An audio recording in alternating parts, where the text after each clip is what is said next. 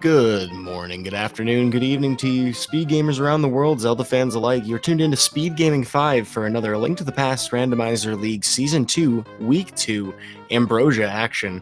The match today between Eykir and tylersalt, representing the 16-bit nerds and the long shots.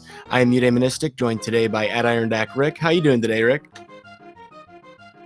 I'm doing pretty good. We've got ourselves a pretty good matchup here between the long shots and the 16-bit nerds. Should be a lot of fun. I'm really excited for these two teams coming out of the Lake Hylia division. The long shots currently at 0-3, and their opponent, the 16-bit nerds, currently at 1-2. So we'll see if we can make the second match of the week an opportunity for the long shots to get on the board, or for the 16-bit nerds to pull a little further ahead.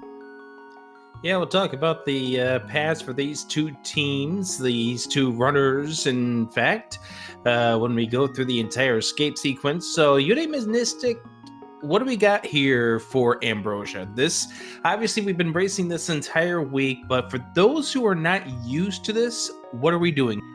Well, for one, we're using a ridiculous name for the title of this preset. Ambrosia, apparently the nectar of the gods. Presumably, it's the settings that have inspired this name. Not only will we have a boots hint from the uncle right at the beginning of the standard opening sequence, we'll also have a boss, or an enemy, an item on every single boss for all of the dungeons of the game. On top of that, we start with a sword. And when you say an item on the boss, we don't necessarily mean that it's a progressive item, but we do know that it's not going to be a map, a compass, a key of any sort. It's guaranteed to be an item. So you're going to see runners prioritize bosses. Now, let's talk about that hash code. I don't like the fact we got double green pendants on here. You know, if it ends up being in desert and a mushroom in there leads us to find our way, maybe the hash will have something to do with this race, but I'm not confident in that just yet. I just don't like the fact that we got two green pendants on here. So, obviously, we're going to be going through the escape sequence, so we've got a little while to talk about these teams, about the division that they're going to be in, what ended up happening between these two runners in the last matches here. We are going to have a lot of fun. You and I, before we send these runners off, what do you believe is going to be the go mode item for these two runners? The go mode item today, ooh, goodness gracious, that is potentially wishing something awesome or potentially horrible for these two. I'm going to say flippers. That'd be a weird one. Well, the flippers is going to be very, very interesting and could very well come into play depending on how the layout of the dungeons turn out to be. But these two runners are all set and ready to go. We have begun, and the light world, no, Skull Woods. Boots are going to be in the Skull Woods this time around. Now, this is one of those hints that's kind of actually fantastic, because there's only two items in Skull Woods, so you know it's either on Mothula and locked by the Fire Rod, or you can find it in the front sometime early in your Dark World. So great convenient opportunity to find that out. Hey, speaking of Yudai, what is that I saw over at the bottom left corner of that map screen? A premonition, an omen, if you will. Without a book, though, we don't know just yet. There is a pendant of, I believe it's power, the red one, on Tower of Hera, and we have some sort of crystal in Eastern Palace. Yeah, it's not a 5-6 crystal, but it is a crystal indeed. It's the only crystal that's in the light world, and yo, we get some early bombs. That's always nice to see. The first drop off the green guards. Eykir killing the guards doesn't get a bomb drop, but he'll have plenty of chances to get one inside of Hyrule Castle. So this is standard mode. We get an assured sword from the uncle, or not the uncle rather, but we get an assured sword right from the start. We end up getting the hint about the boots, which, as you mentioned, is Skull Woods. It's good getting it when the hint is in a dungeon, as opposed to some of the hints that we've seen throughout this entire week that say Light World, Dark World. There's the bomb drop for Eykir. So as we're heading to Zelda Cell, what can you tell us about these runners? Well, the two of these runners representing different independence within their team. So if it ever came to a playoff picture, they wouldn't be facing off against each other again. But Eykir and tylersalt have already raced, I believe, last week. Pulling up this information that you so kindly sent me. Yeah, so the teams, the Immortals versus the 1816 or 16-bit nerds was Jilla Ninja versus Eykir, and Eykir lost that by a close match by about a minute and a half last week. For tylersalt last week, it was 2 Pearl 2 Furious versus the Long Shots, his team, and that was a 6-minute loss. So these two are coming off of a rough week 1, looking to try and pull ahead and make something of their week 2 debut here in the past Randomizer League. Yeah, and the other week 1 matches, Duke Firebird ended up scoring the win against Floyd. Floyd was only 3 minutes and 3 seconds behind Duke Firebird in that loss, and then Aussie 28 defeated Zelda Fan 18657. 158.32 was the finish time for that season. This is the second match of this between these two teams. Yeah, so this being the closing out performance for these teams of the week, you have to imagine the nerves are going to be a little bit higher, as, you know, this is kind of a really critical juncture for these teams. They're in a very difficult division. Speaking of difficult stuff, Eykir, you're going to watch out here. I'm going to use 2 pots to finish off this card. Very good decision to do so. You don't take a death here because you go right straight to the entrance to Hyrule Castle, and you pretty much have just yielded your opponent 2 minutes right from the get-go. So in the first match between these two teams, we saw Flip Heel take on Diesel Martini, and Diesel Martini ended up losing that match to Flip Heel. The finish time for Flip Heel was 1:41.34 versus 1:46.12, so about a 4 3/4 minute finish difference between the two runners. One thing that I've really liked seeing out of all of these recent matches from these two teams is that everybody's played. Nobody's been, sat on the bench or anything. Nobody's being saved in reserve or, potentially being hidden from their, opponents. No, we have everybody out here, and it's, I guess everybody's out for blood in this division. And the runners that have raced for a second time in this league are the ones that you're seeing right here. These are the second matches for both of these runners. As we mentioned, they ended up losing relatively close matches in week number 1. And this division is a very stacked division. 16-bit nerds, they got to win. Longshots probably would love to get a win before they close out week number 2. Yeah, I mean, looking at some of their opponents in this division, Yutang Clang, Clown Parade, Pug Trio, 2 Pearl 2 Furious. I mean, there's a lot of late playoff contenders in this division they have to stack up against. So every win's critical. This is a really important match for both of these two. Yeah, 2 Pearl 2 Furious currently undefeated at 3-0. Pug Trio currently 3-1, and the Immortals are 3-1. So all 3 of those teams currently with 9 points. As we see the bug catching net, this has not really been a stacked Hyrule Castle. No, coming up with very little, at least some bomb drops, some rupees and arrows, to kind of give ourselves some resources for later. But as of now, really no indication of any reason we want to go anywhere but Kakariko after this. We may see someone go to Eastern Palace. It'd be a very gutsy decision. Yeah, or maybe South Shore might be the other place where they could go for a alternate. And, getting the sword to begin this run, you probably could make a case for going in that direction. Thankfully, both runners with bombs can be able to check back 3 of escape. And we have the map. We have a heart container, and we have a heart container. So at least we get a little bit of health. 5 hearts leaving Hyrule Castle. Yeah, that's a really great find early. If you're not getting a lot of progression, you do at least want to have some health for the combat that you're going to have to do, and finding 2 of them so quickly, I mean, they're not Sank hearts, unfortunately, but I think you probably want to save that for later anyway at this point. Yeah, better to get Sank heart later on in this run. Oh, watching this escape sequence takes me back to the days where I actually ran an MMG, and I'm looking at these 2 not right facing out that door and laughing at the text boxes they don't have to cancel. Remember when text boxes were a thing in Randomizer? And not all of them were translated either. I know.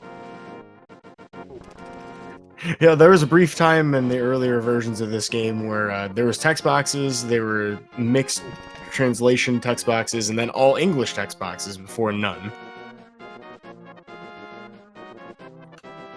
Back then, I used to patch my own file, shakes Kane. Back then, the swords were vanilla. You could downgrade them. Oh, that's right. I remember that too. Nothing like getting a downgrade to Master Sword. Rick, I never would have done this lumberjack check. Well, bombs actually end up being a waste of time, but there is a lamp in the forest, which is nice. Well, I guess that might be progression. That's about the closest thing we got into progression at this point. Uh-oh. That's progression in a particular way. Yeah, we do happen to have the Sword of Evil's Bane and a source of illumination to make a climb to the Dark World if we want to. It's not quite a stairway to heaven, but some sort of maybe some alternative rock anthem going on in that castle. But It's we the were just highway. there. It's the highway to hell. You're probably not wrong. No, I know I'm not wrong. It's the highway to hell. Well, Eykir heading the opposite direction, descending down into Blind's hut, and wow, we're gonna find Glove and Moon Pearl very quickly, finding some of the potential ways we might avoid Aghanim, but I mean, we did have like all those components to go right back to the castle. All right, well, with that glove and with that Moon Pearl, we're just a glove upgrade or a hammer away from having that access to the Dark World. And we might get it here in Kakariko. The sub 10-minute Village of Outcasts, why not? Wouldn't it be the first time in this tournament? Yeah, one thing I've noticed though is in these ambrosia seeds, all week long, we've just been getting sent for so many loops. Right when you think the game is being kind to you. Oh, no, they're gonna rip it out from you. There's the flippers and shield. And finally, the mirror in the well. Now we can get up to the Tower of Hera. Rick, I still don't think this bodes well for our runners. Something is amiss. Well, considering the fact that the items that we've gotten that are of progression aren't the major items, like the bow, the hook shot, the rods, something could definitely happen. We definitely know we need the fire rod this seed. I don't know, I feel like anybody who's in this situation just feels like their goofiness meter is off the chart. You know, there's something can't possibly be right about this configuration. But maybe we'll have one of those like hour 10-minute seeds. If we're gonna get an hour 10 seed, it better happen really, really fast, because nothing's giving me that indication that this is going to be nice to these runners at all. Well, Ambrosia does make at least a few things simpler. Exactly what kind of layout we have for the rest of the crystals, we're not sure just yet. We know we're going to need a bow. But the rest of the Dark World, well, we're only going to be able to exclude one dungeon, so we're still going to need a lot of items.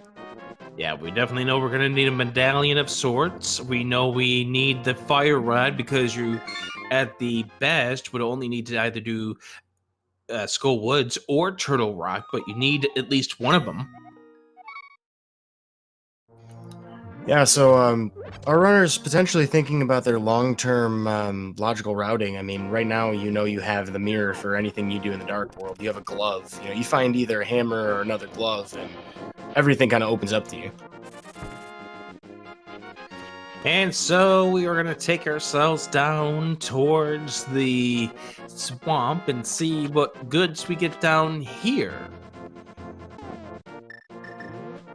I'm a little surprised that how much of a short-term, I guess, lead you would say that Eykir has right now, just for the simple fact of not having checked the lumberjack. Considerably, like, I mean, 2 or 3 large screen difference right now. tylersalt doing a save and quit as Eykir drains the water, and we find underneath the water there are more bombs. We are going to walk away from that, and for good reason. Eykir did not have an opportunity to check the Hoarder Crab before. Ends up getting some free bombs, actually, from a sword beam kill.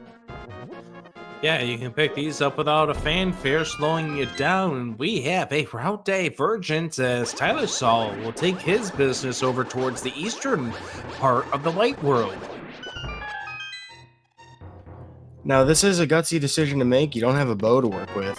And we'll get to see the mini Moldorm cave here from 16-bit Nerds' Eykir. Another sword. And that bow. Oh, you had to say it, didn't you, Yuda? You had to say it. For all we know, though, there might be something, pretty nice here that makes his life easier. tylersalt might be, walking away from this after this. Who knows? He's doing an item dense, check. Maybe not the same one that Eykir did, but the save and quit indicates to me that he's not considering Eastern. Yeah, that would be the right play to make. We've seen races that get decided by runners checking Eastern Palace early on, only to find out, hey, look, the Armos Knights do have a critical item. It came into play earlier this week in one of the Ambrosia seeds. And remember, because it's Ambrosia, it's guaranteed that the Armos Knights will have an item.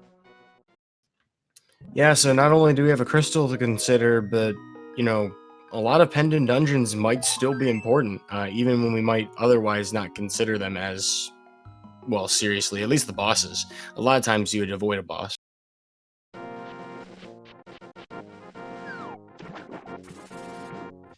Eykir jumping into the water, so therefore we're going to get a few of the flipper checks.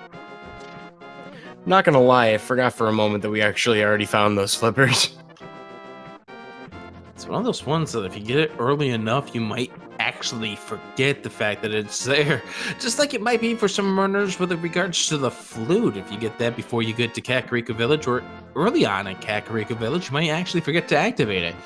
I don't know who I'm talking about. Or like when you get boots super late and then you forget you have them. Oh, don't worry, I'll still bonk into the wall. Hey, fantasy owners everywhere will cringe, but... I'm sure they cringed at my 31 bonks last night. Yeah, you can do worse. But effectively, it is the same as doing worse, so... Alright, no trash talk from me. We got some runners on screen here. As we get to see Eykir leaving the hobo check, presumably heading towards Zora. Despite only having 100 rupees, there is still the waterfall cave, and we can see what's on that ledge and grab it if we so please.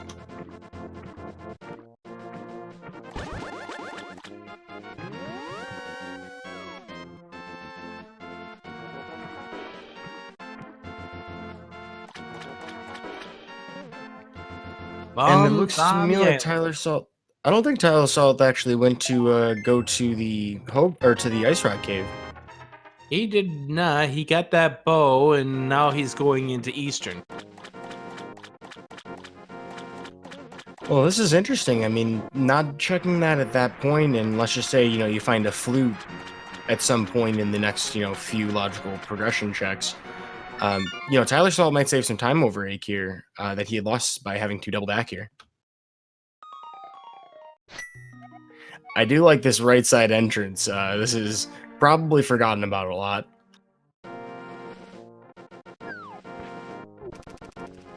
I don't know if it actually saves time or not, but I do like to see it.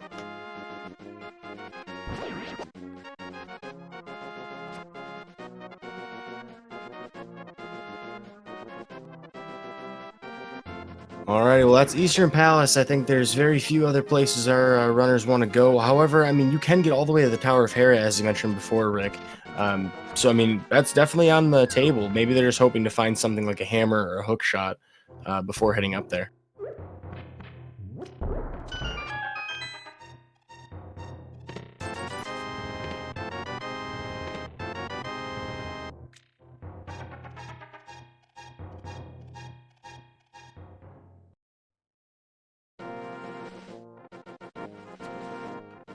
Moving further into the Eastern Palace, tylersalt going to exhaust all location checks until we found all but one item. As we've been mentioning before, there will be something on Armos Nights which we are guaranteed to be able to get. And will be our first crystal of the race about 20 minutes into the seed.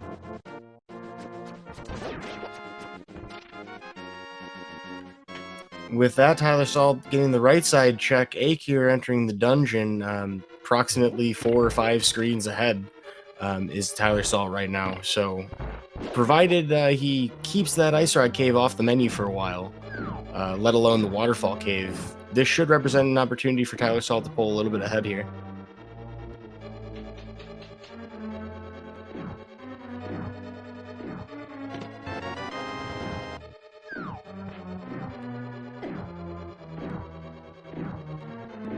Bit of a strange Stalfos room for tylersalt, but getting through without major issue. Gonna get a armor upgrade, our first item of the dungeon. There is still one more that we can reach if we're fortunate enough to have the big key. I'm not sure if we do. I didn't see it in the first chest. Then yeah, we can't get the big chest right now. So tylersalt's gonna go right to the boss.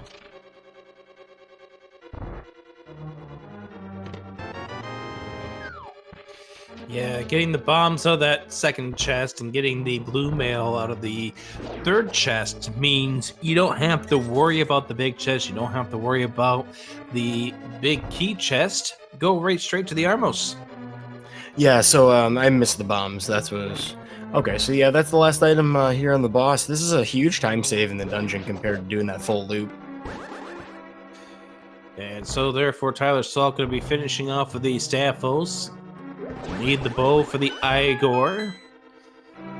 Some may actually think that you need it for the Armos Knights. And having them for the Armos Knights makes it easier, but it's these Eykirs is why that you always need the bow for this dungeon. Yeah, nothing else you can do to destroy them. They're not mimics either, so you can't clip them off the screen. There is no yeet button, but there is a mash button. You can press the Y button to smash a ton of arrows into these Armos Knights. Tylersalt putting on a clinic with an extra arrow to spare, I guess, donation to the gallery. The first crystal 18.5 minutes in. Nice, pretty fast Armos kill there for tylersalt as he claims the first crystal of this match at the 1840 mark. I've personally seen a lot of races lately where people have dropped the Armos fight, and it is significantly faster. I mean, like good 5-10 seconds, depending on how badly it can go south. So being able to execute that every time, kind of critical in this dungeon. And when that goes south, boy, does it go south. And west and north and east and back around again.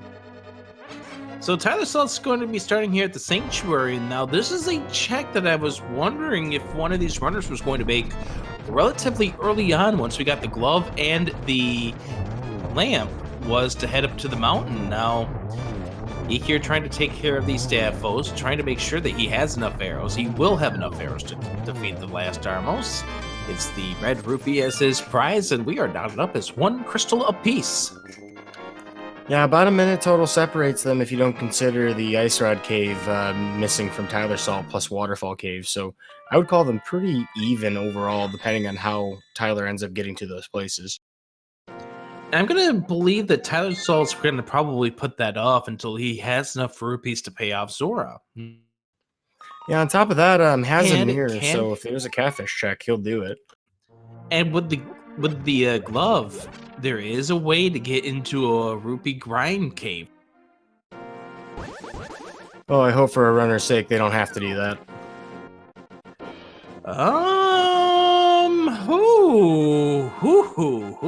Eykir is going to be pulling the Gamblematic 1000, heading for Aghanim. Now, this is the next level amount of gutsiness, in my opinion. No hammer, so you don't know whether or not you're really going to be able to do all of Palace of Darkness. You absolutely can get through pretty much most of it in some inconvenient ways, but you know there's an item on Helmosaur, so you're committing to a double dip if it ends up being a crystal.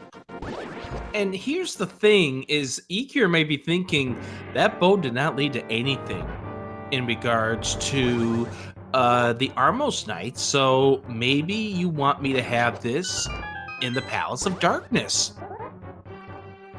Yeah, I mean, it does give access to a lot of the dungeons, so I mean, there's plenty of items you can get from there.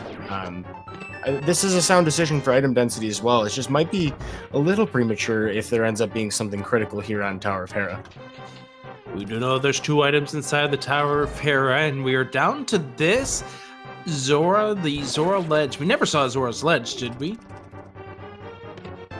I think we saw rupees there. So then we're down to Zora or Agina, or these two items that are in the Tower of Hera. We do have to go downstairs, so tylersalt, grab your beverage. It's time to take a break.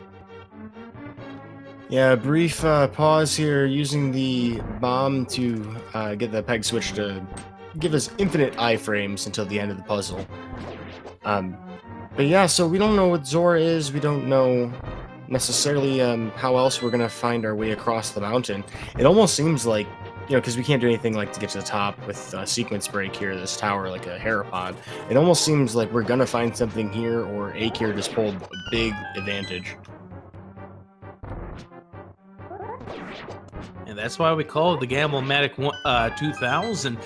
You know that some runners are very, very cautious about when they go to Aghanim. It could be very well their final play that they make when they have nothing else left to do. Eykir has other plays to make, but has decided to come up here. It could pay off. Well, there's the big key, as we expected it to be, at the basement of Tower of Hera. tylersalt about to make the rest of the climb, having not found any items yet. Unless there was one in the lobby. I think there might have been one in the lobby. No, it was the map. Having found no items yet, we'll be pretty much finding something in almost every chest. Although it is possible, potentially, to skip the medallion, or not the pendant, and get the big chest after if we want to kill the boss first. It's possible. Eykir ends up getting to Aghanim, so how many blue balls are we going to see from Aghanim in this seed? Well, it's a 50-50 chance for 3/5 of the entire fight. So I'm going to guess 3. That magic cave is so dangerous because it only enhances this thought process that Eykir is currently on. Yeah, I mean, right now, tylersalt's got to be thinking, hey, I've got to be using one of these things to get over there. I mean, 2 logical means of accessing the Dark World through Aghanim, nothing really turning up here. I mean, if a hammer were on Moldor. That was close, because that was almost the middle hole for Tyler. Well, we've got some sort of item here. What will it be today? Defeats him, and the item... No! 50 rupees! That's a bad break, but on the bright side, tylersalt does get the actual pendant from it, so if this ends up being something where, we have a pedestal required item, that is a notch in Tyler's favor. However, that is a bit of a long shot, his pun team name intended. By the way, that was only, I believe, a 1 blue ball. Aga and the fire rod is on the pyramid! Well, that's good news for Tyler, because he will end up heading in that direction regardless. We'll run out of options here pretty quickly, unless we were to stumble across something else I haven't thought of. Not sure what else there would be. Oh, Zora, let's see is he what gonna tylersalt's hula-hand about here? to do. tylersalt is about to hula-hand his way to some bonus rupees. As he lays down the bomb, blows himself into the grave. And there's some rupees. Still needs to grab a few more before he can actually claim the prize of Zora. There's our map check, and it is Coldwoods is a pendant. Of course it is. 5-6 is Thieves Town and Swamp. Yeah, it's a bad feeling when you just get the fire rod, but at least you know that for Turtle Rock, you're already set on that front. Yeah, so tylersalt gambling on basically the unfortunate nature of trying to get all these rupees for Zora, because I mean, this is a really tough, to get check early in the race. If it ends up being something where it's like critically Zora item locked, then awesome news for Tyler. If not, Eykir pulls a little further ahead every step of the way here. Yeah, and right now Eykir's potential lead is based on the fact that he pulled the gamble here to go into Eastern Palace early on. So we're going to find out immediately if we have a blocked Palace of Darkness after paying the 110 rupees to get inside. tylersalt needs 9 more rupees to afford the Zora item. So this might be even another interesting scenario where tylersalt might not have enough rupees to get into Palace of Darkness if he does manage to... I think he's going to have another 10 in the Waterfall Cave minimum I want to say there's like a 50 in there, but if you end up short for Palace of Darkness, that makes your Dark World routing pretty awkward. You might have to leave the Dark World just to farm to come back, and there's that hammer. Vanilla Dungeoned Hammer puts Eykir further ahead at this point.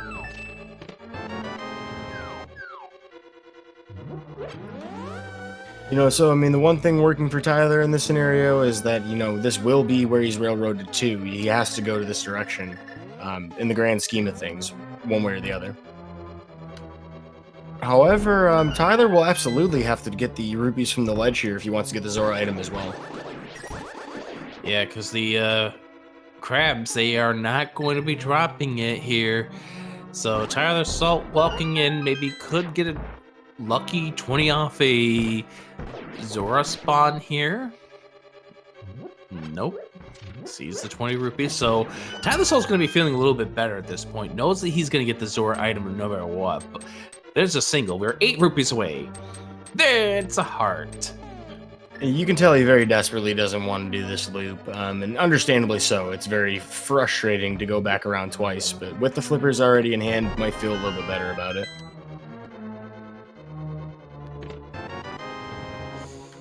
None but keys on the right side of Palace of Darkness, it looks like. Yeah, it would have been nice if we saw the big keys, so Eykir might possibly make the play over towards the Helmisar King, but as it is, Eykir going to... Oh, these things are a menace when you're trying to get yourself the switch pulled.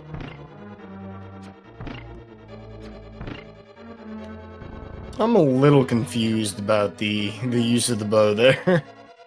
Which is actually really scary because with one arrow left, it's really frustrating to try and find arrows.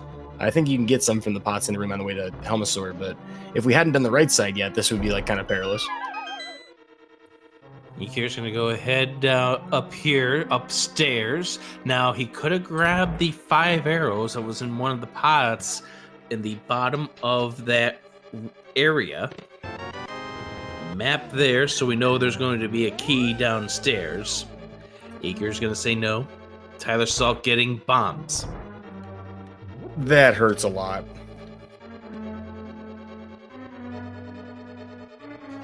Oh, tylersalt doing a save. Yo, okay, but how far back does that take him, though? Right back to before he hula-hand. Okay, I mean, considering that's the rupees that you need, that should be good. I mean, that should work out pretty well for him. The only thing is that tylersalt's going to lose the Cane of Burna as a result of this, but has the Magic Cave, so it's not like you're losing a potential item for Spike Cave, should that be needed. Yeah, so, I mean, not the best feeling, but smart usage of the saving... or the previous save and save scumming, so to speak, because, while you do lose out in some of the rupees that you gathered, you're not going to need that many, and by the time you're done with Palace of Darkness, you'll have been through this U-shaped room that Eykir is in, with plenty of opportunity to get cash. Pair of keys here for Eykir. Now, he did not grab the key in the Staphos room. Now, he did go into Harmless Hellway already, so... Picked up the compass there, so everything that we see from here on out should be items. Yeah, Palace of Darkness is one of the easiest dungeons to lose track of in Ambrosia, simply because there's so many items, and by the time you've checked almost everything, you may end up accidentally opening 1 or 2 things you don't even have to touch at all. Bombos! Alright, well that is another source of entrance to Ice Palace. We would just need 1 more glove to have both methods. But that is everything except for the boss for Eykir. So at this point in time, just based on everything that we know, Eykir has definitely built out a very solid lead. Yeah, I mean, the only scenario where Tyler Salt is considered on par with Eykir in terms of progression in this seed at this point is if there's something important on the pedestal. If there is, then I would actually give the edge to Tyler in this situation. But as long of a shot that is, One other thing, Udai. yes. Bumper Cave. Oh, where did we find that cape again? That Tower was. of Hera. Yeah, so there's another opportunity for something important to be there. They'll be in the neighborhood and they can have the boots, so they have reason to be checking something like that. Having tempered sword for the agate towers, definite nice luxury for both of these runners. As Eykir, with 4 arrows left to play with, does shoot the statue without any issues. As Eykir trying to get to the end of this Palace of Darkness, see what the Helmisar King has for the 5th and final item. Ouch, Tylersalt getting there. Tylersalt getting 1.0'd there by that blue guard. One of the more unfortunate parts about that pit. During your fall animation, the Japanese 1.0, of course, for those who aren't familiar, you can take damage while you're falling, including stuff like lasers, which can do 4 hearts of damage to a green nail link. But So we're why about do to see fights? Why do we play Randomizer with a 1.0? Because we get to do fun stuff like spin speed and I don't know, other game exploits that make this game more fun to run.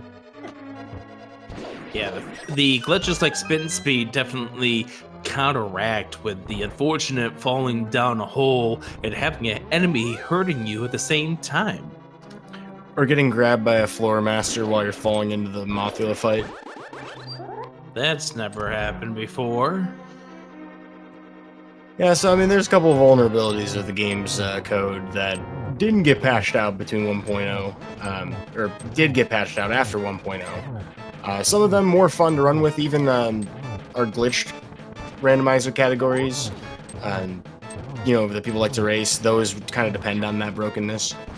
But we're going to see pretty standard gameplay with some minor exceptions. Eykir pulling off a really great Helmosaur fight as Tyler Salt here is in the Aghanim 1 fight. Absolutely. So we get the Titan Smith. So it was definitely an Aghanim required seed as Eykir getting the crystal to take a 2-1 crystal lead at this point. Tyler Salt finishing off the agate fight. So a Palace of Darkness behind is Tyler Salt, and that was all because he went up the mountain and then went over towards Zora. Now, this will be a bit of a double whammy for Tyler Salt, I think, because when Eykir does go up to the mountain, he will be able to go all the way across to the right side, will be able to use the portal, will have a mirror to finish up those checks. So it's going to be a very efficient mountain for Eykir. I would be very surprised to not see him heading there right now out of the Sanctuary. Yep, Eykir going to probably head over towards the village of outcasts. Tyler Salt is going to check the catfish first. Now, at this stage in the run, it's going to maybe become a loose square for Eykir. Don't know when Eykir's going to get on over here. We'll find out eventually. Yeah, I definitely don't anticipate Eykir coming back here unless he intends to check Zora at some point. I mean, so it'll come down to some late checks if we're out of things to check. I imagine every dungeon possible is higher on the plate for Eykir for quite a while. Well, one thing for sure is higher up on the to-do list for Eykir. It's called Skull Woods. Why is Skull Woods important? I hear these boots are like the nectar of the gods or something. Yeah, we were told a hint at the very beginning of this seed. Oh, the cane of Samaria! It's on catfish! That's an amazing find. 2 dungeons require it. Maybe even 3, depending on logic. That is a big find there for Tyler Salt. Again, Eykir, we don't know when Eykir is going to get on over to Catfish. He could very well go to Catfish when he's checking the north Hyrule stuff, like he might be checking Bumper Cave and whatnot coming up after this. But if he does not get to Catfish, it could start to become a loose square. Yeah, I gotta say, the later that Eykir finds something like a hook shot, the harder it is to justify going back in that direction. Well, I guess you have flippers. I think you can cross west-east flippers. I keep forgetting where that Right. ladder's at. Right, you can do the left to right, and that would be the best time to do so is when Eykir is doing the north side checks, like the bumper ledge, as well as getting the boots out of there. Will also open up King's Tomb. There are the boots in the pinball room.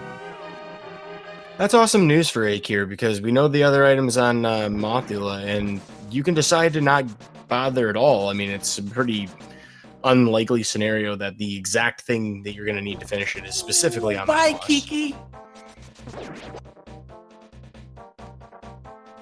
The Well, that'll be a unfortunate little thing double back. when you lose Kiki to have to go back and pay another 10 rupees, and we lose Kiki again.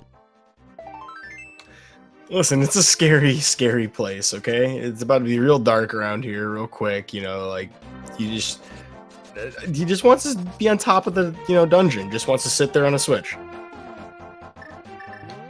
We just gotta get her there safely. So tylersalt going in here. The big advantage for tylersalt right now is the case of Mario. We don't know about the magic cape at this point. Eykir getting a heart refill at this point, and it looks like Eykir is opting not to go into Thieves' Town at this stage, has opted to go with the Breadsmith chain. Yeah, it's an interesting choice to make. I mean, we do have everything we need to make this convenient. We don't have a flute to try and do the purple chest in a fun way, but this kind of indicates that Eykir has no intention of doing the dig game right now. So we might actually see that on the return journey back towards Village of Outcasts. We might not even see any kind of save and quit. Well, the big thing for Eykir is when do you check the north stuff? Because again, catfish now looms. We now know that we have to do catfish. There's our first bottle. Yeah, it may have taken a while, but that is another check with the mirror that's super easy to do. Sick Kid will be... Oh, I like that hammer dash, actually. It's pretty nice. Tylersalt now coming down here. Unfortunately, it's going to get some bad news. 0 keys. Can't get there from here.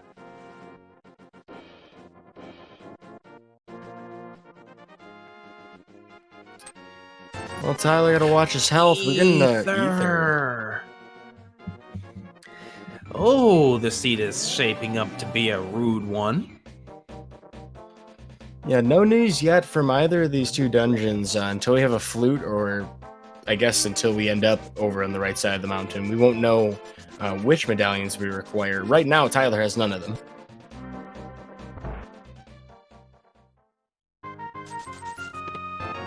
He's gonna get one inside of this dungeon here with the bombos. And now with the extraneous stuff surrounding Thieves' Town complete, Eykir is gonna go on inside. 4 items in here. And with Ambrosia meaning blind, we'll have the 4th and final item. Yeah, Ambrosia helps take a lot of the guesswork out of, hey, am I gonna have something, to worry about, because you can never find a small key on blind or anything. So I mean, the dungeon's pretty straightforward. Well, Ambrosia means that it's guaranteed that Thieves' Town will never be hammer blocked, and that Ice Palace will never be Samaria blocked as far as completion of the dungeon is concerned.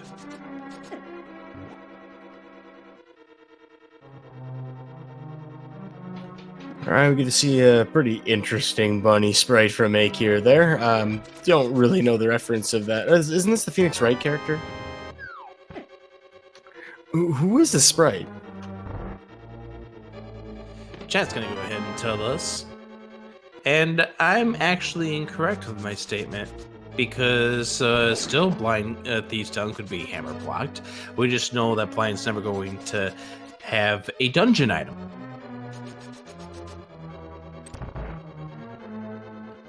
Key logic is messy. But yeah, so stuff like that has kind of been the hallmark of this entire week. Having seen quite a few matches, I've noticed that a lot of times just remembering what is possible within a dungeon is enough to get an edge over your opponent. Many people have forgotten. Just wait until next week. Yeah, Randomizer, another fun scenario. Just the possibilities with bosses alone really changing, the calculus people will be having in the moment. tylersalt did not get the big key. Whoa. Yeah. Whoops. That's tough. Yeah, so next week we're going to be doing a full randomizer, complete with the enemies as well as the bosses. So we never know what we're going to get when we drop into the boss hole inside the ice palace. You're hoping not to find Trinix when you don't have the ice rod. Yeah, that'll be an interesting week to watch. You know, I mean, I have to imagine a lot of people will have some pretty funny, visceral reactions when they open up boss rooms. I'm looking most forward to that. Are you looking forward to playing or as a commentator? Why not both? The two. Although I'm actually not entirely certain if I'm going next week. I probably am, though. We'll go ahead and see how your team decides that they're going to divvy things up. I already know I'm going to be playing in Randomizer next week, next Saturday, in fact. But enough about us. As we continue here, we find the map inside the Blind Maiden cell, and therefore, have we seen the compass yet? I don't believe so, so that's why we're going to see Eykir come over to the left here. I could be wrong, but... Oh, we do have it. Yes, there's an item here. Otherwise, there would be no reason to check this. It is 10 arrows, so nothing important inside of here. Time to go ahead and face off against Blind the Thief. You know, the one boss we would really love to see in a randomizer is Modular. Rick, there's totally no haunt my memories and dreams reasons for that, right? No. That's totally a normal boss in every context when you find him in that game, in that version, right? Oh, absolutely. But once again, that's next week here inside of the league. Matches for that will be beginning next week. All weeks normally begin on Monday. I think there's going to be one that actually takes place on Sunday due to personal reasons, but we'll look forward to that when we come along. Week 4 is Mystery. Week 5 is Cross Keys. Blind is down, and Blind gives us some money.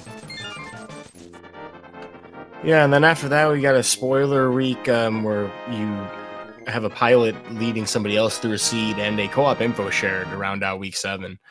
So a lot of exciting action in front of us. Kind of an interesting blind fight from Eykir there. Something about the first phase being slightly delayed caused Blind to cross the room, despite that looking like a pretty fast fight overall. Eykir is going to be checking the north side now.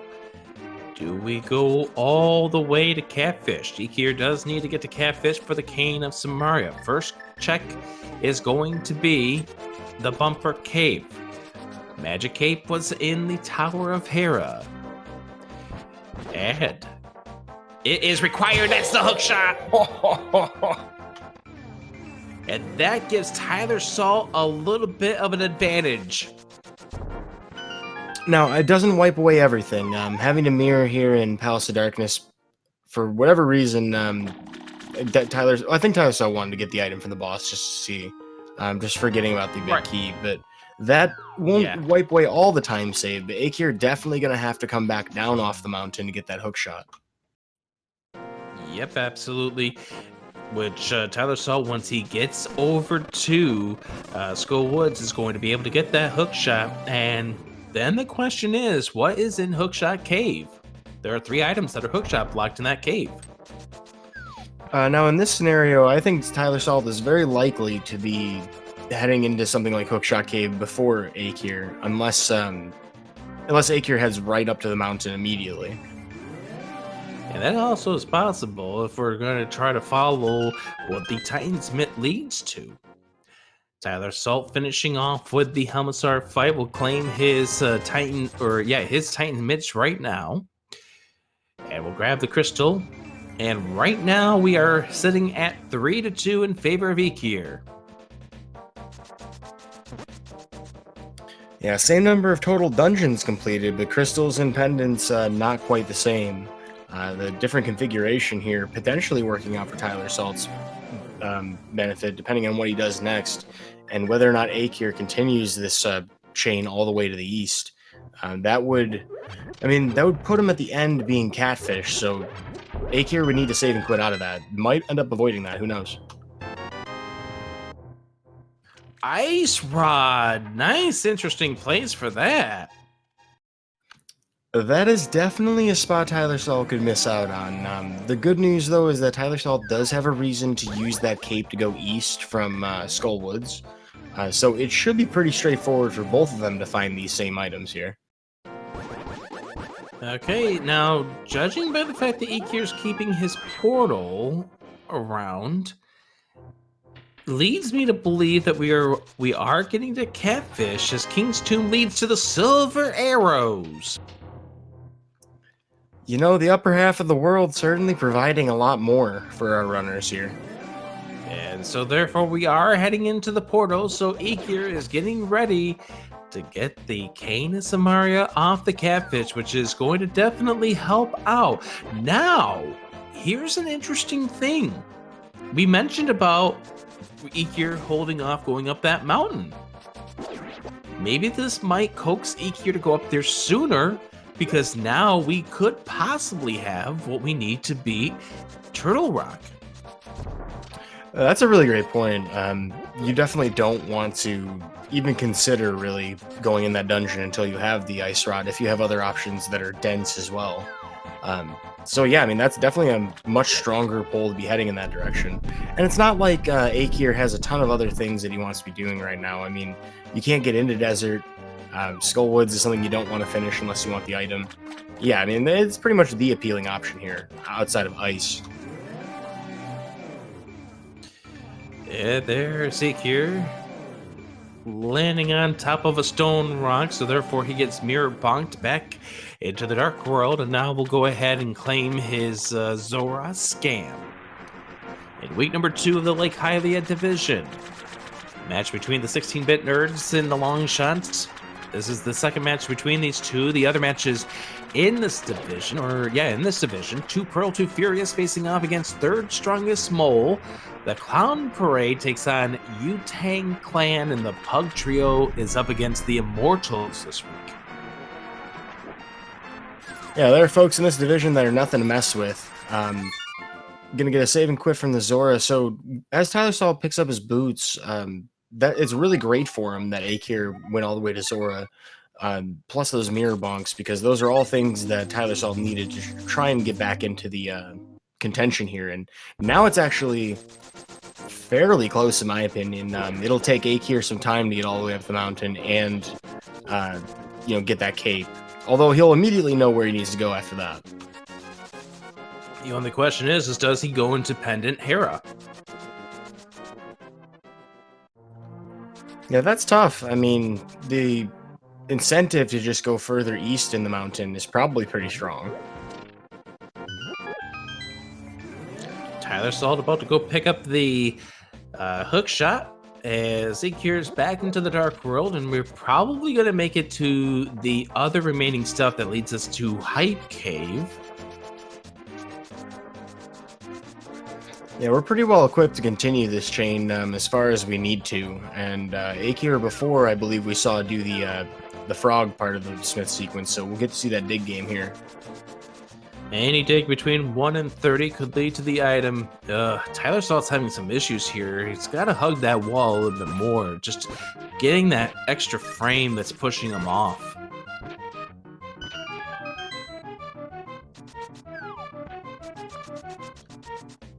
I'm not sure what's up with that.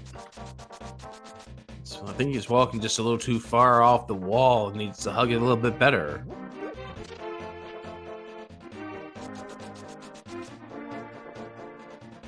This could be really bad for tylersalt. I mean, I know it's a kind of an awkward ledge to get around, but if this ends up preventing him from getting this hook shot for that would be it. There's no other way for him to get the hook shot, really. I mean, you can't just cross that gap without it.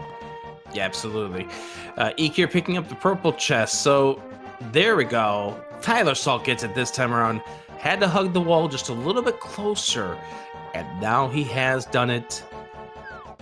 Picks up the hook shot, and now A couple of sword slashes in anger. Oh, we're mirroring here. We're not gonna get the ice rod before we go up the mountain again.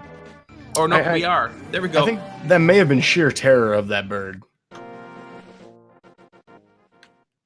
And I can't blame him. Very easy way to get killed in this scenario. So tylersalt playing it safe, maybe a reflection of the frustration of that bumper cave, just being careful, not trying to double down on, a mistake.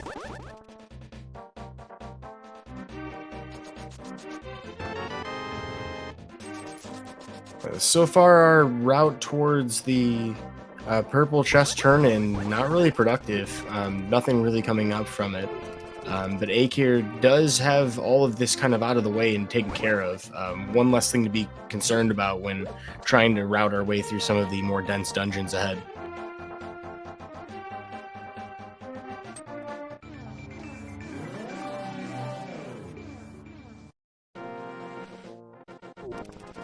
Well, that's an ice rod for tylersalt here in this cave. Purple chest coming up empty, or darn near it.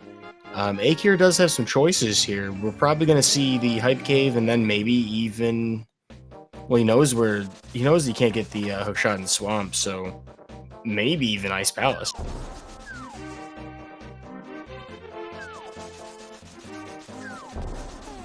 And with this, tylersalt's going to be getting his silver arrows.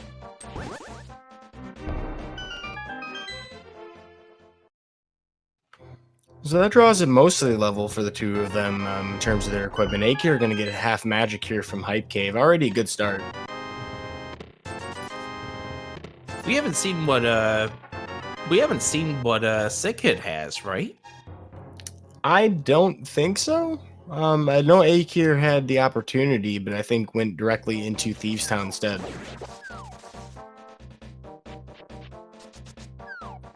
And to address a question in chat about where we found the cape, it was in Pendant-Hera, which means Eykir will need to climb up the mountain and come back down, just like tylersalt did, in order to get that hook shot. So that may have some implications for how Eykir chooses to route for the remainder of the race, and that may present some opportunities for tylersalt to save some time here. It looks like we're going to get Ice Palace from Eykir. That's interesting.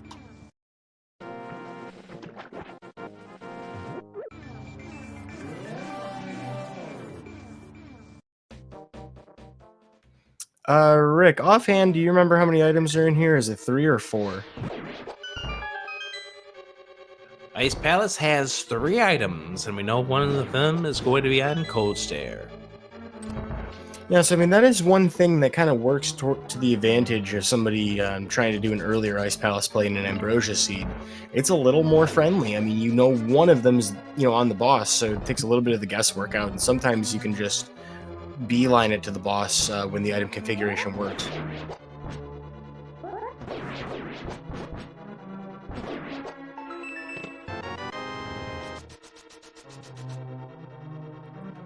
No items yet for Eykir in the first chest, as we get to see tylersalt wrapping up the Village of Outcasts and Thieves Town checks, which will give him good reason to consider. I don't think he's going to go back to Skull Woods, but this does put him just a little bit behind Eykir in terms of dungeon progression.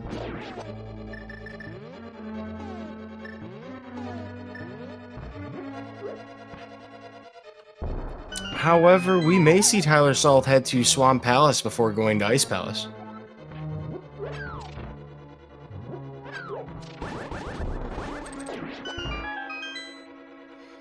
All in all, I think that would actually be really great for Tyler, just because you'd be able to do all the purple chest stuff, the whole smith chain, get that all in one go, and then have a dungeon at the end of that, sequence.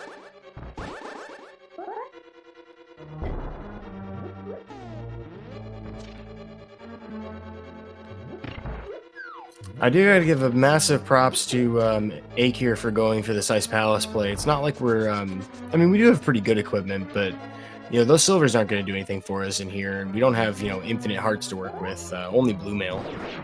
And then, denser choices that opponents are potentially likely to take, like Swamp Palace, could cost a lot more time than this Ice Palace play. So I think this is a shrewd decision. It just takes kind of some confidence, I think, in your ability to execute here.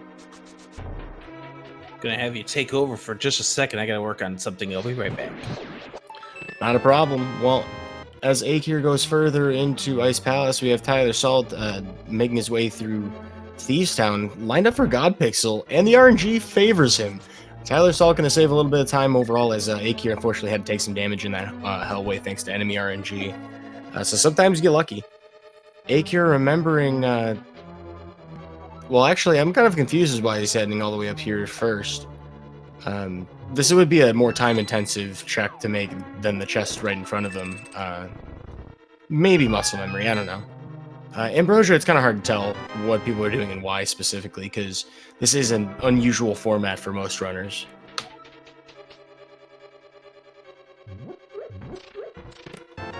Well, that's a small key for Eykir, so we're still looking for, I believe, 1 or 2 more items before Cold Stare. I don't believe we've seen the big key, so it should be in the chest downstairs from here. Addressing a question in chat, we had a hook shot at Bumper Cave, so tylersalt with that cape from Tower of Hera has a definite advantage in finding that and getting that. Eykir did check the ledge, so he does know that's where it's at.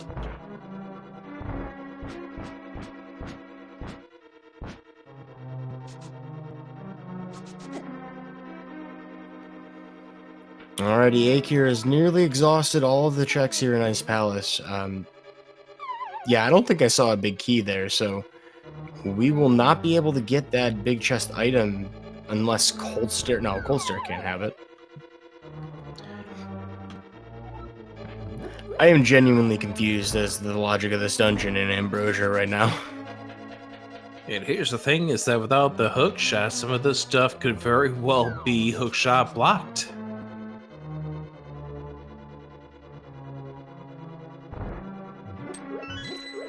Yeah, so Eykir's got to take the very long way. Iced Tea is the chest that I'm forgetting that the big key must be in at this point.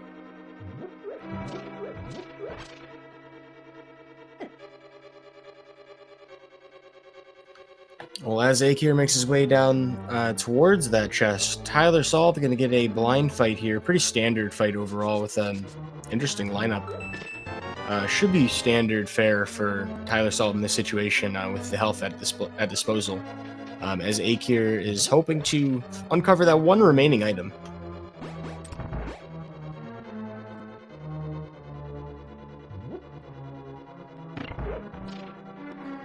At least with the equipment that Eykir has, it's going to be okay, except it's going to have to try to do a bomb drop across, because without that hook shot, that's the only way he can get across to check to see what's inside the big chest. Going to have to bomb on down as tylersalt finishing off with the blind fight, and we are all knotted up at 3 crystals apiece at this stage in the run, as tylersalt now heading down. And that hook shot will also put the potential of Swamp Palace into play if tylersalt decides he wants to go in there. I actually think it's very likely that tylersalt will end up doing that at the end of this chain. It does seem like the appropriate way to finish this, you know... I mean, because you already have to get it for a crystal anyway. It's a 5/6 crystal. Would give you Pyramid Fairy immediately after, actually. Absolutely. With the fastest way to turn it in. Yeah, I was going to say that it's going to be spectacular routing at that point in time. Eykir faces off against Cold Stare.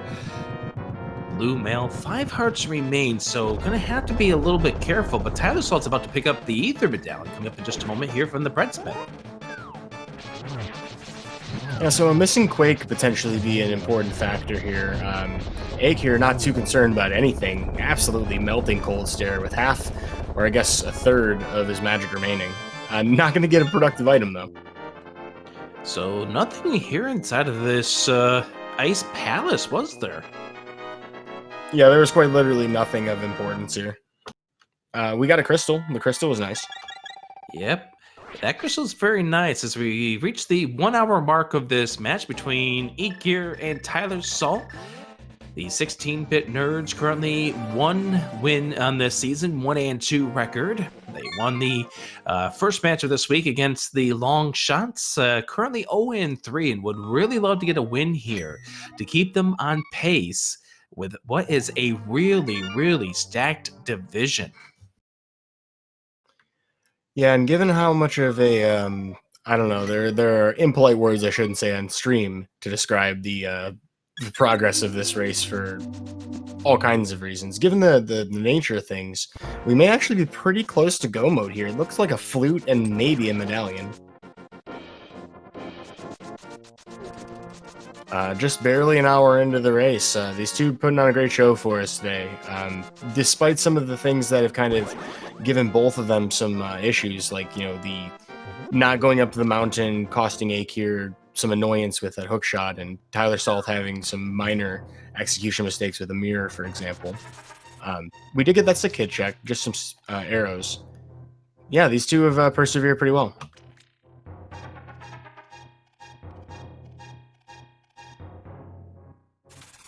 Well, so my question for you, Rick, is you're in this situation where you know where that hookshot's at, but you can get over to the right side of the mountain, do everything but hookshot cave.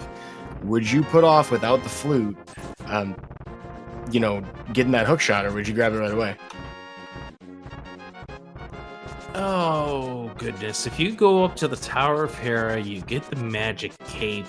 I think at this stage, knowing that we could very well be going into Turtle Rock, I think you go grab it because you don't want to leave anything off this mountain.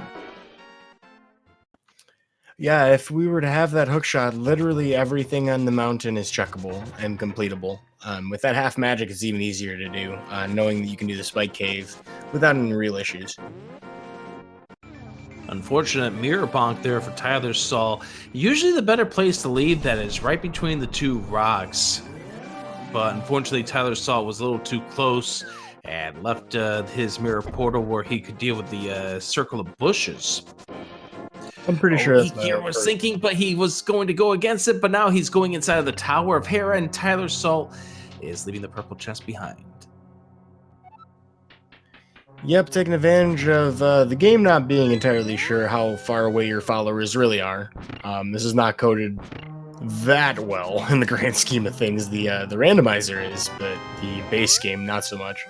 So with some clever placement of this mirror and Eykir's leaving! Leaving behind that cape. So this is going to be really bad news for Eykir. Going to be a while before he can get the hook shot.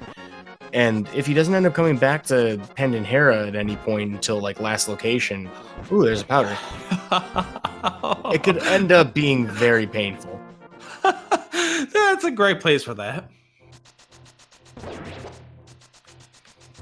On the bright side, Eykir can actually grab that even without a hookshot. None of the hookshot cave that gets you to that requires it.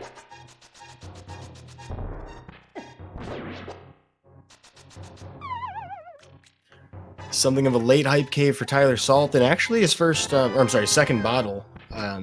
Took quite a while to get the half magic, but will actually get the most value out of it from here on out anyway. So now tylersalt not mirroring, not going away. This is a Swamp Palace play, 6 items inside. So I gotta think the best case scenario for tylersalt here is that flute's somewhere here in Swamp Palace to make everything else a little bit more efficient. The best case for Eykir is that flute's somewhere here in the mountain that we haven't seen from tylersalt yet. Because both of those things make it way easier for these two to figure out their go mode. You know what, honestly? I think the best case scenario for Eykir is that he finds nothing of progression up here. And here's why. Anything like the flute, that takes him away from what he needs to do, which is going to the Tower of Hera. If he finds nothing on this mountain, maybe he might think about going into the Tower of Hera and checking that one item. That's a really good point. Anything that'll give you more options could end up being worse. There's the red mail, so that will definitely help Eykir out as tylersalt's inside of this Swamp Palace. First item of 6 is the red ruby. Yeah, fully clearable dungeon. tylersalt needs to be here for a 5-6 crystal. We anticipate that if he doesn't find both of the potential go mode items here, flute and 1 medallion if needed, that he would probably end up doing Pyramid Fairy following this. Here in the, what is this, a Super Bunny Cave for Eykir? 2 more items. And Eykir does have access to one more item here on this right-hand side of the mountain. Actually, 2 because of that magic powder. But you can bonk into that first chest inside of Hookshot Cave. Find nothing inside of the Super Bunny Cave.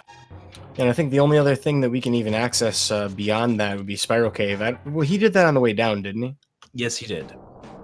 Yeah, so only 2 more items. He will actually check this bonkable chest, as this is considered in logic if you have the boots.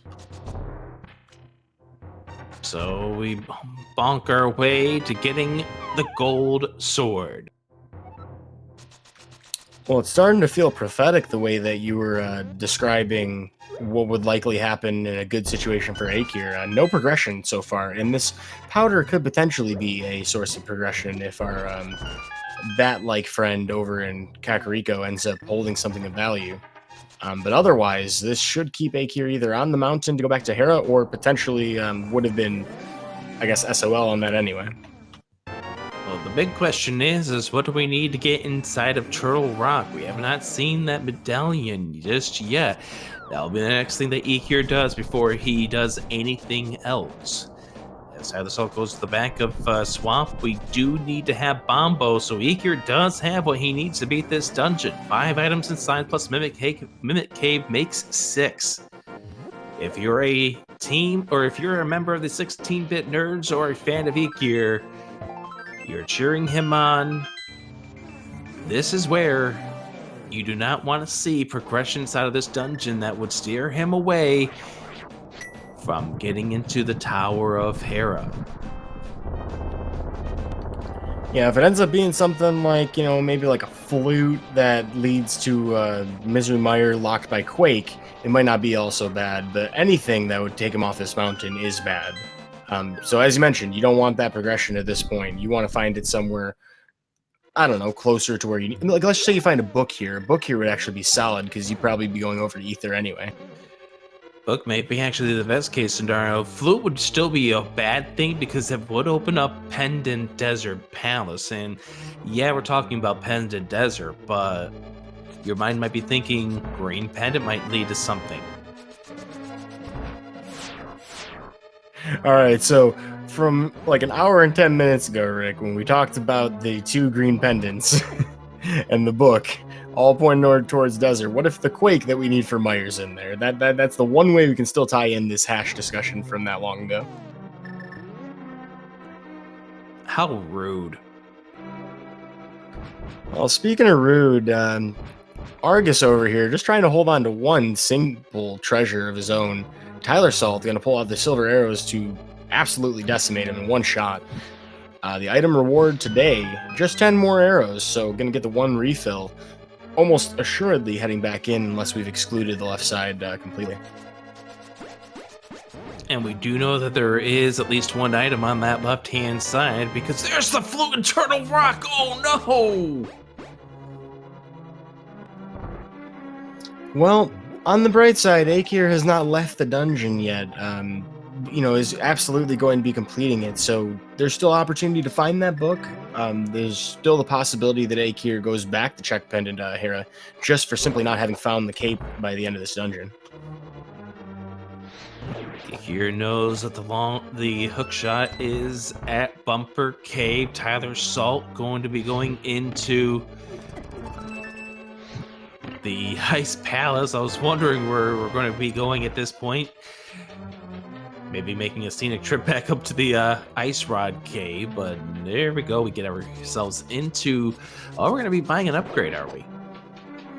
Yeah, we are. That's a nice safety choice. You do get a full fill from that. We didn't see the Pyramid Fairy, interestingly enough, which I was definitely expecting following Swamp.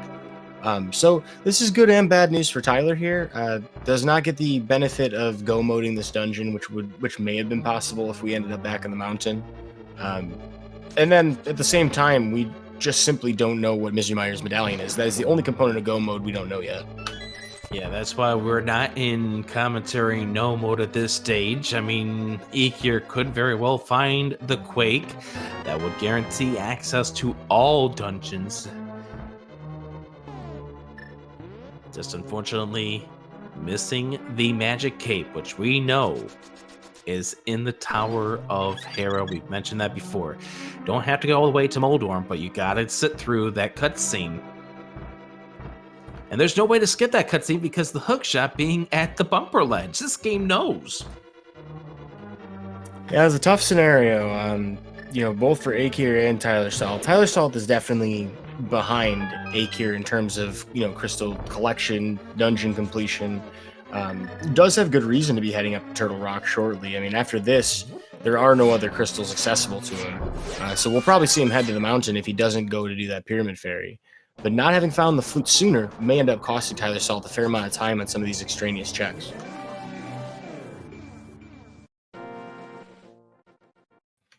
Speaking of potentially extraneous checks, Eykir here does not know which medallion's necessary, so there's no way you skip this Mimic Cave.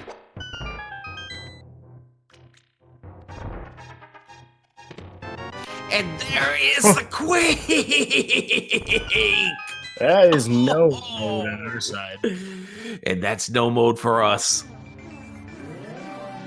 Interestingly enough, we may have potentially have been in a scenario where we had everything sooner. tylersalt may just be that flute away from go mode. Finding a mushroom. Oh no! We're getting all the fetch quests now. Except for the fetch quest he needs.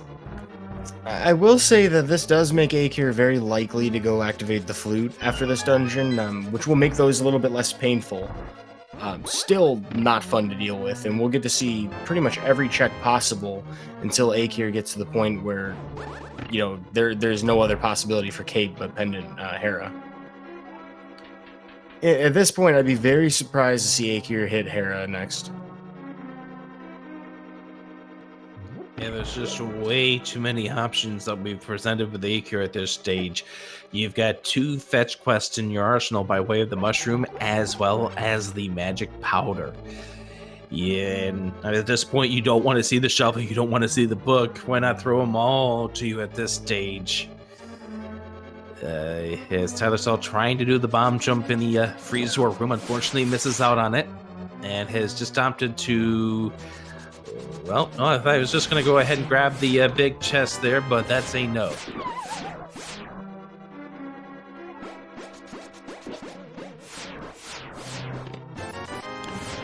Red rupee, we know a small key is going to be one of these 4. There's the bomb, so therefore there's one will be a key. And the final item will be of the way of Trinex. Yeah, so Eykir not really too concerned about anything else at this point, now that we know there's no cape in here. At least he knows that there's no cape in here. Just needs to kill Trinex to move on. Moment of absolute truth and certainty, though. If this doesn't end up being... oh, geez, tylersalt, watch yourself. Yeah, he's going to pull out that red goo that he got early on. You need to save yourself, or keep yourself alive. Eykir faces off against the Trinex. This will be a relatively easy fight here with the gold sword. 3 hits after you freeze it or set it on fire. Good enough for 1 cycle, and the choice that Eykir makes after this may end up being one that's critical to the decision of the race. It's not game over just yet if Eykir does not go to the Tower of Hera, but needs to get there really soon. Heart container, the reward. There's the crystal for Eykir. 2 crystals remain. Misery Mire, which is guaranteed to be beatable at this point, and Swamp, which we know Eykir can't beat until he finds the cape. He's going to the left. Are we going into the Tower of Hera? Are we going just to Spike Cave? I do think it looks pretty likely to be heading to Hera at this point. If you're coming over here west, then you would probably do this before Spike Cave. No. He is skipping out on Pendant Tower of Hera. Yeah, this is unfortunate for Eykir. This is exactly what tylersalt needs to get back into this race. Ice Palace being a crystal that he can complete here. We'll have every reason to be going to Turtle Rock without any other major choices available to him. We'll get his flute. Whether or not Eykir ends up spending that much time in Misery Mire or elsewhere remains to be seen. Youch. I guess the real question here is how much time will Eykir have to spend in the overworld for tylersalt to recoup the current losses of time, because there's not that many things left for Eykir in the overworld beyond this.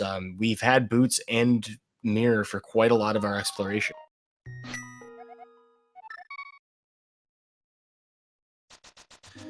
Well, the thing is, for Eykir at this point, he's going to be going into Desert Palace. We now know that tylersalt, if he...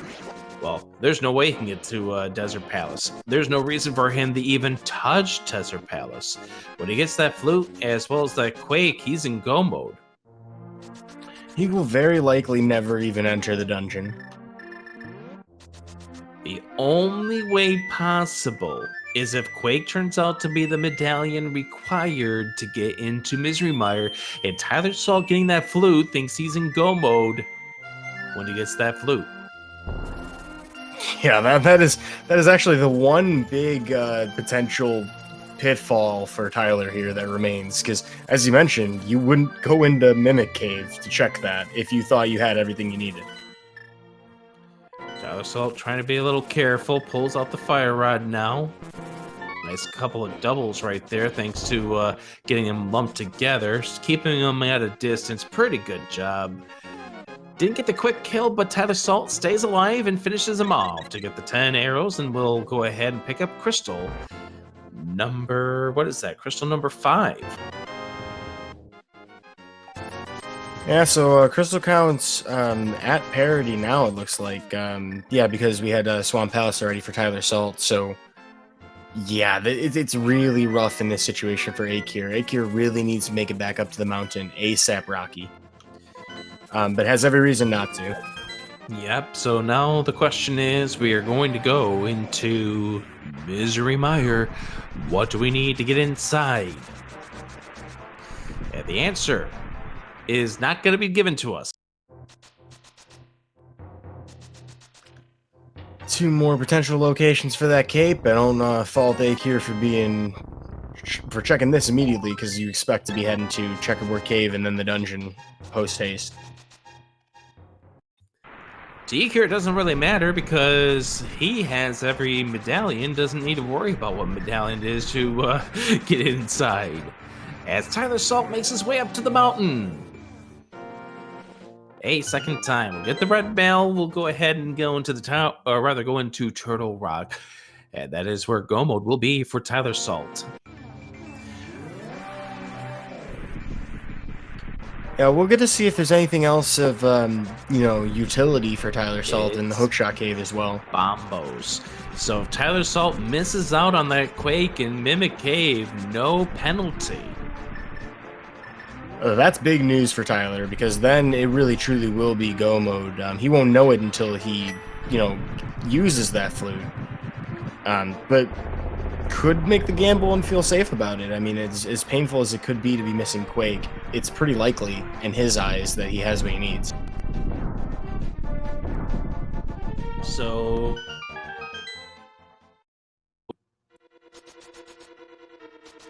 Misery Mire time. Another one of those dungeons where it's actually kind of nice to be in Ambrosia. Once you find the one item in the front, you just go to the boss. You don't got to worry about anything else, and that oftentimes allows you to skip some of the really slow checks. But knowing this, you're either hunting down that big key all the way around this front section of this dungeon, or you're hunting down that first item. Either way, you're in here for the long haul. Yeah, so depending on how strongly you feel that you're going to find those 2 required things in the front, you may potentially isolate 1 or 2 checks and get burned by it, or, benefit. I think you're probably right, though, that more often than not you get burned.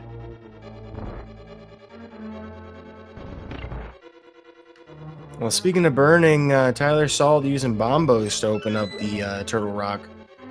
Has a flute to gather, but we'll make sure to grab everything else here in Hookshot Cave, etc. before jumping in. See what I said? Yeah, looking like it's going to be the runaround and then some here in Mystery Mire. Getting awfully close to that fire snake's head. That was actually like about a couple pixels away from the hurt box there. There's the shovel. Of course, Gabe, of course. Hey, what range do you play Muddy Fetch?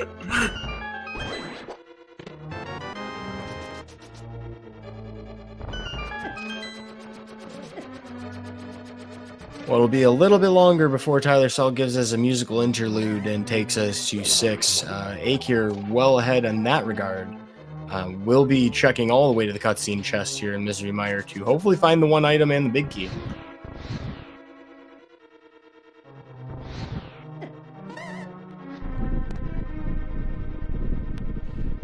Week number 2, Ambrosia of the Link to the Past Randomizer League.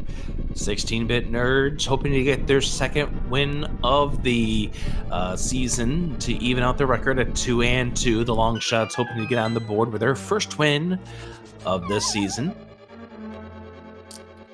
All things put in context, I would probably classify Tyler Salt as heftily in the lead for what we expect from Eykir next, just based on the routing of the entire seed. Isolating that one check that ended up hurting him in Pendant Tower of Hera. But Tyler Salt still has to figure out what to do after getting that flute. Could potentially, well, no, he still has to get the... We'll still check to see Misery Mire, but we'll just jump in because he already has the bombos. So, yeah, Tyler Salt pretty much good to go as soon as he gets the flute here from the next room.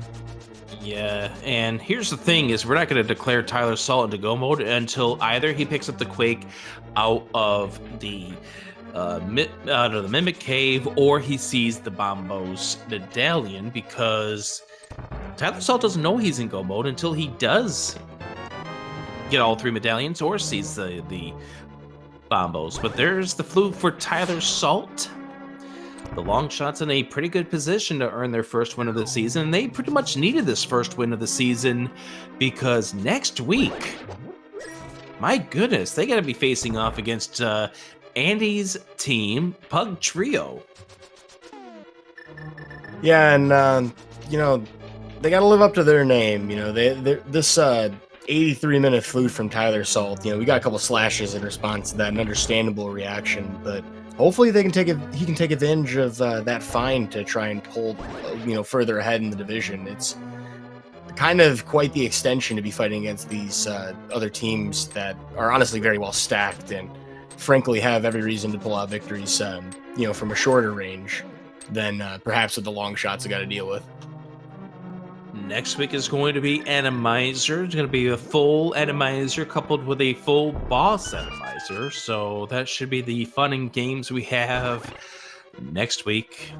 Maybe, just maybe, we'll see a few upsets in some of these matches, as some of the teams that are currently ahead in the standings might make a gamble and find out, hey, look, here's a Trinex, and where you didn't want to see a Trinex. Yeah, I mean, that's something that's been kind of a theme going out throughout this league is a ton of upsets, just people beating opponents who they perhaps never would have rated themselves as capable of defeating. Link to Past Randomizer and all of these different settings can give you some interesting setups. Eykir here going to pull off a Zero Cycle. Very nice skill. Yeah, having the silver arrows definitely will help out in that cause. Gets a blue rupee. And that is crystal number 6 for Eykir, but can't beat number 7. And Tyler Salt pulling up the bombs. The question is, do we check Mimic Cave? Oh, no, we're going to gamble. And this is actually going to be a gamble that pays off for Tyler Salt. So Tyler Salt's playing this as if he's in go mode. On top of that, the key routing in this dungeon kind of worked out in his favor. Needed to be able to have a key walking into this room, and the odds of not having one on Laser Bridge are pretty long. A bit of a long shot, if you will. Yeah, and what we know from this is he's going to get the key out of this chest, which means he doesn't even have to worry about the Mimic Cave.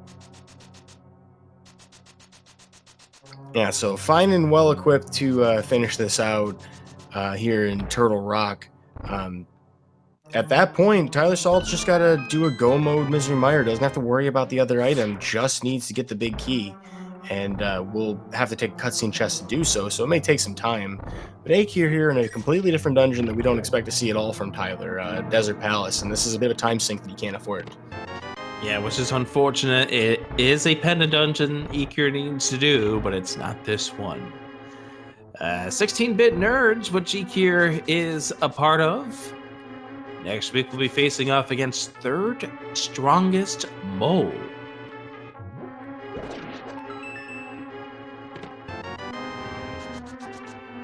Yeah, so we'll get to see how that works out for them in the Randomizer format. I know that trying to play all of these different race formats is very difficult to try and keep up with. We've seen actually from both of these teams a rotation including everybody. So nobody's been benched and nobody's been hidden from their opponents. Everybody's kind of stepping up to play their part. Tyler Salt probably feeling a little good after this race, I'm going to guess, at having gone this week. But Ambrosia has certainly been throwing us for a lot of loops. Absolutely. So we see Tyler Salt playing the safety play of checking the laser bridge. He's not going to be getting the mushroom, not going to be getting the Quake medallion. And once again, we know that is not going to come back to haunt him at this stage. 1 hour, 27 minutes, and 48 seconds. Eykir is getting into Agina. Did we ever even see this before? No. You gotta love your 90-minute Sphere 1 checks. Yep, and just a piece of heart. So Eykir, his team, send him the vibes he needs to get him up to the Tower of Hera. Now, even if he heads there right now, Tyler Salt does have a commanding lead. Misery Mire considerably faster to deal with than going to go get that hook shot after having picked up the cape and then doing a go mode swamp. As straightforward as a go mode swamp is.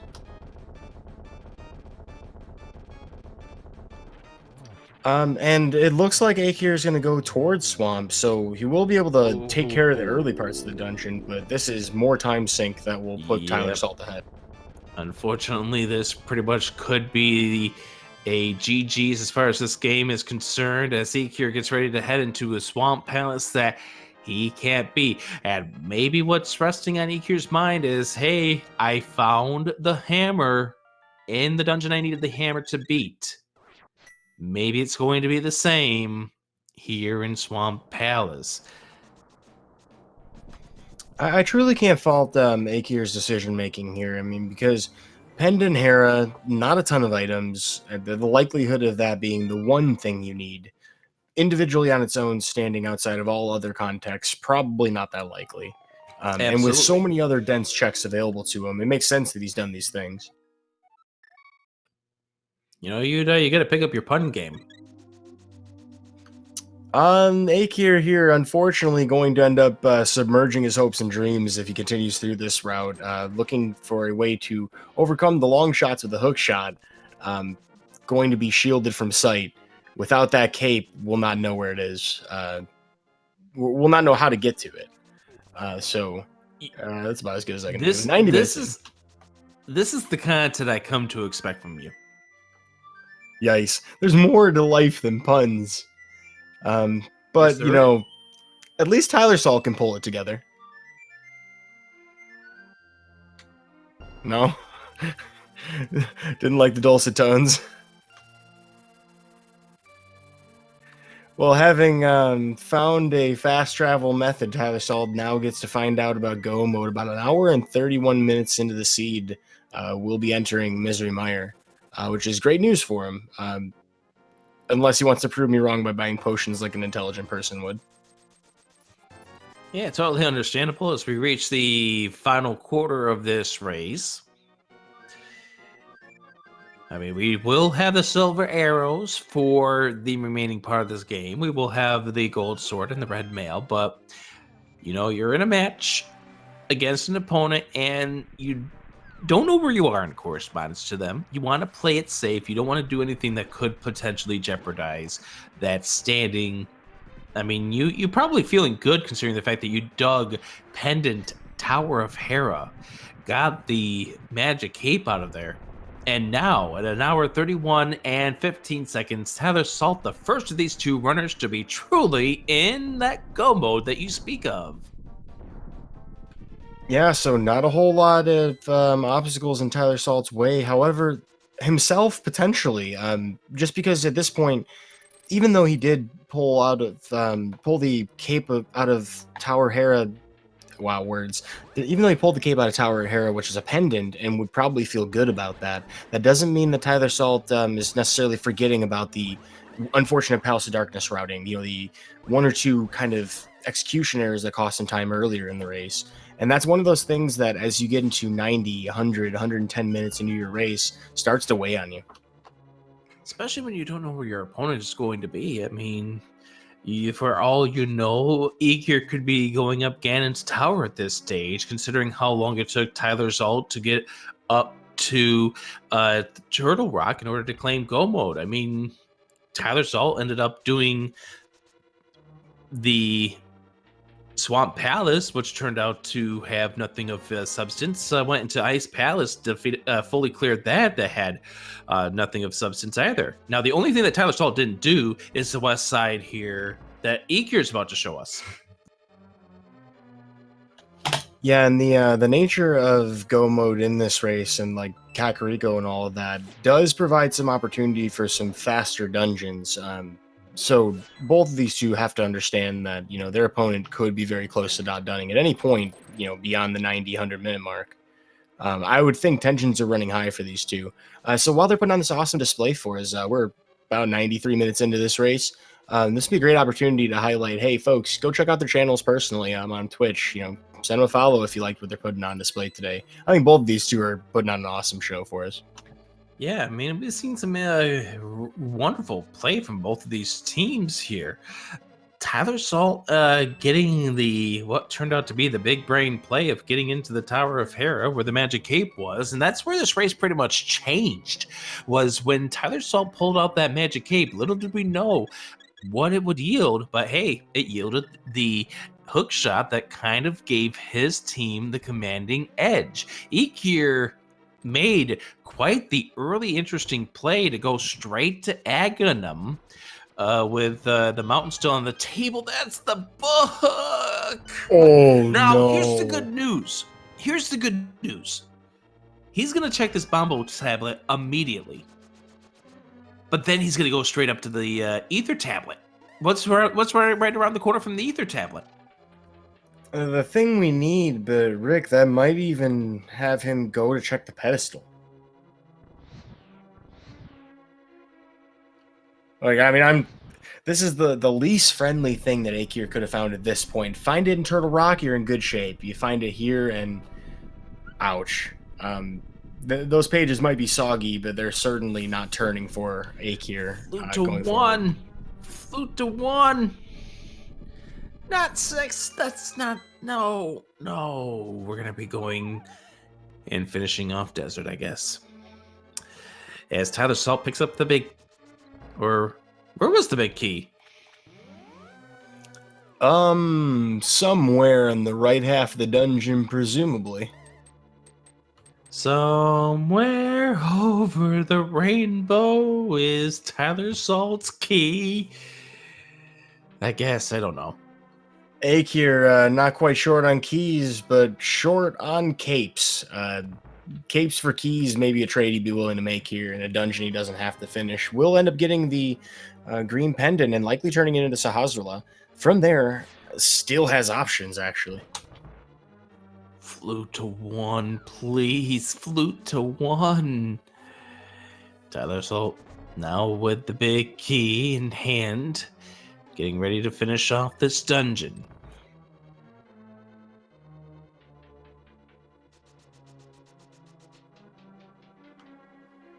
Yeah, so as Eykir does the Lamolus fight, we'll have the decision to make whether he wants to go kill Mothula or check Ether, or even check the pedestal, being that that's 2 items over by Mothula, may end up making that choice. I mean, it would be ultimately a lot better to go up to the mountain if you're playing the numbers.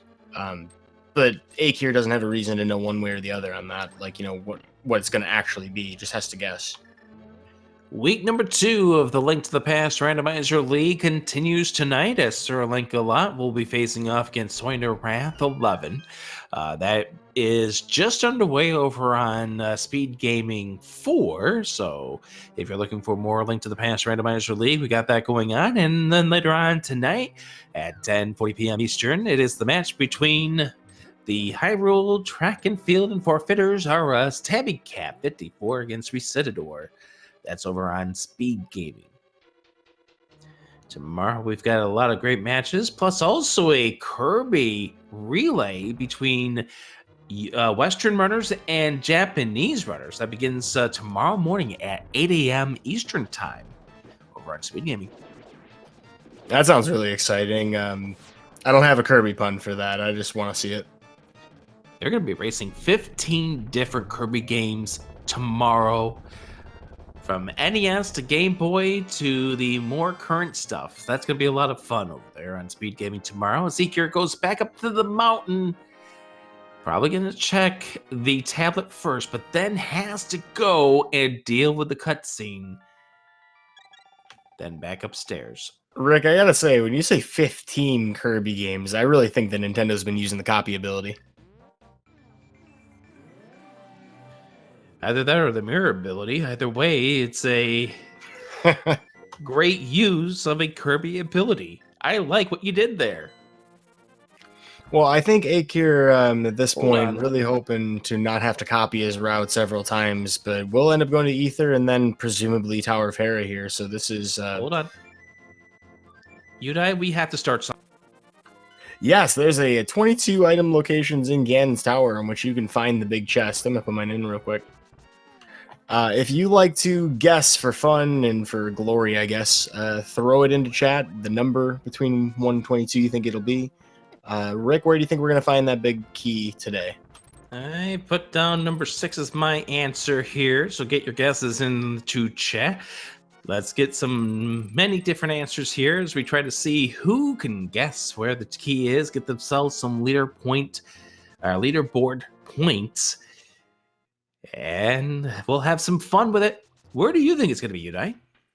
Well, I'm a devout fan of old memes. I mean, I even referenced Ceiling Cat to somebody today.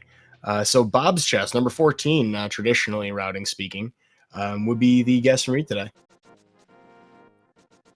Oh, Eykir just only checked the tablet and now is back off the mountain, going to go check all of these fetch quests as tylersalt goes back into the dark world.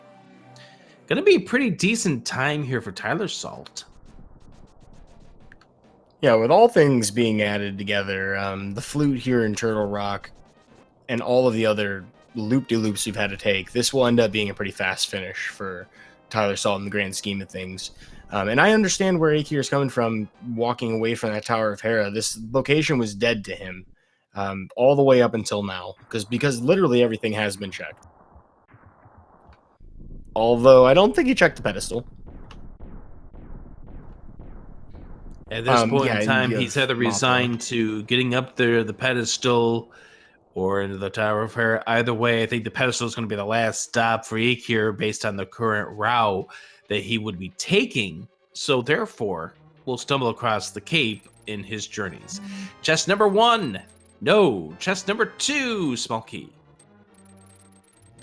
That will afford tylersalt the opportunity to continue right here in Ganon's Tower.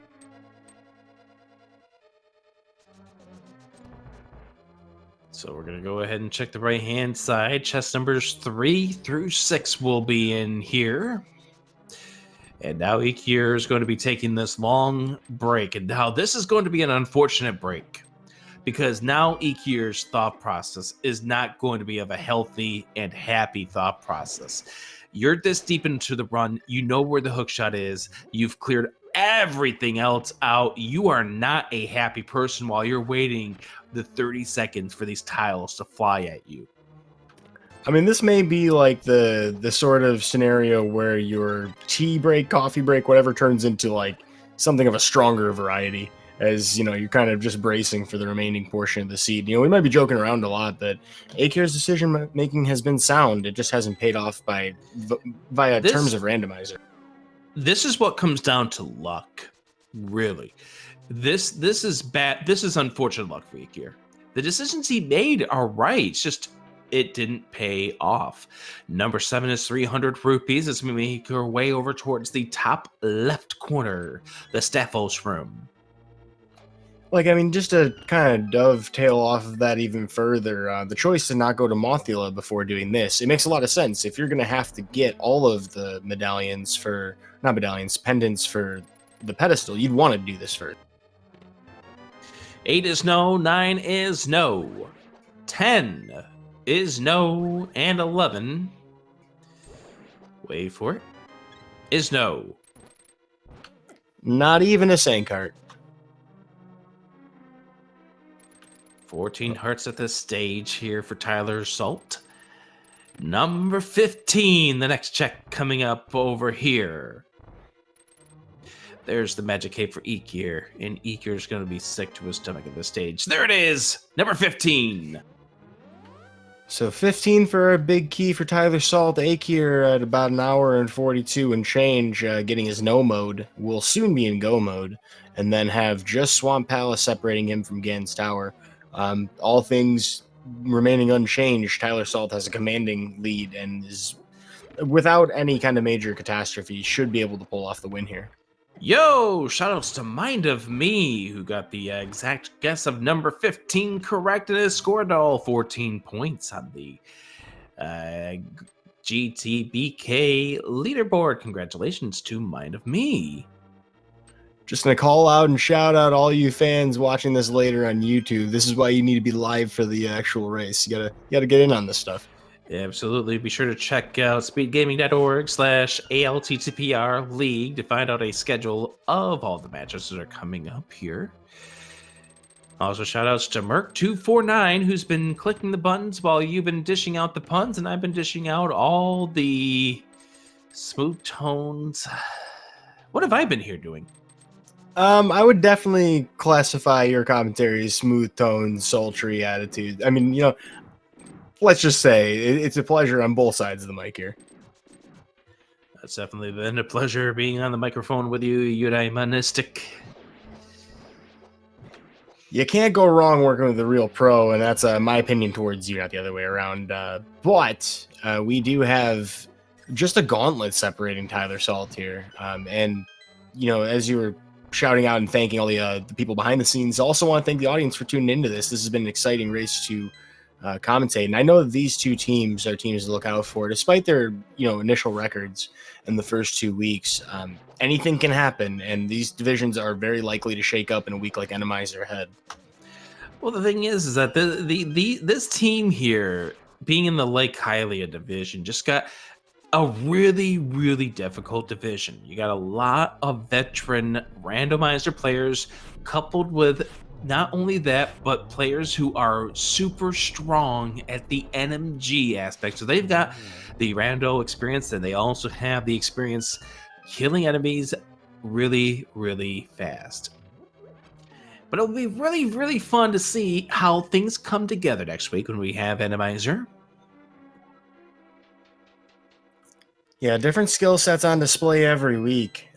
This week, kind of just your knowledge of the dungeons. How well do you remember locations, what the requirements are, and what's possible when you know the location of at least one of the items in every dungeon? Ambrosia giving us a lot of those opportunities. Randomizer, kind of like, hey, what's the worst that can happen if I can't finish this dungeon, and do I want to do it now? Kind of being a short summation of that mode. We'll see, though. I mean, there's, as you mentioned, a lot of different enemy types, and you have to deal with a lot of weird situations in order to kill them. So we'll see some unconventional strats being used next week.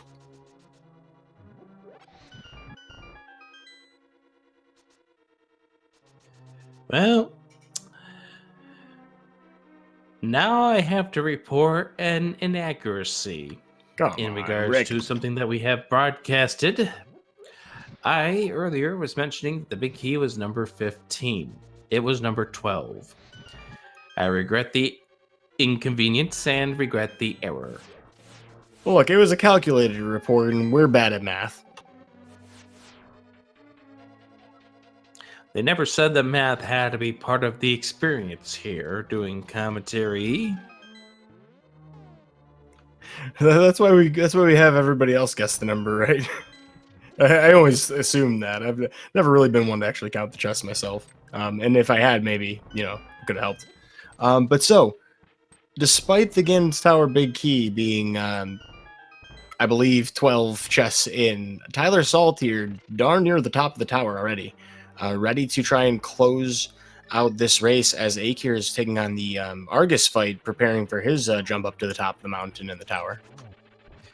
Yeah, it's going to be a complete tower difference between both of these runners at this point. tylersalt just applying the 2 golden swords to the Moldorm, getting the final chest to spawn. We'll take a look, and that is a piece of heart.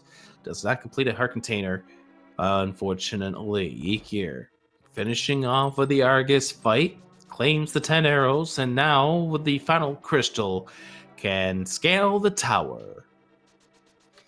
Yeah, kind of an interesting choice from tylersalt there to open the last chest, just because, as you mentioned, that heart piece could have potentially have filled him completely from, relatively low health count.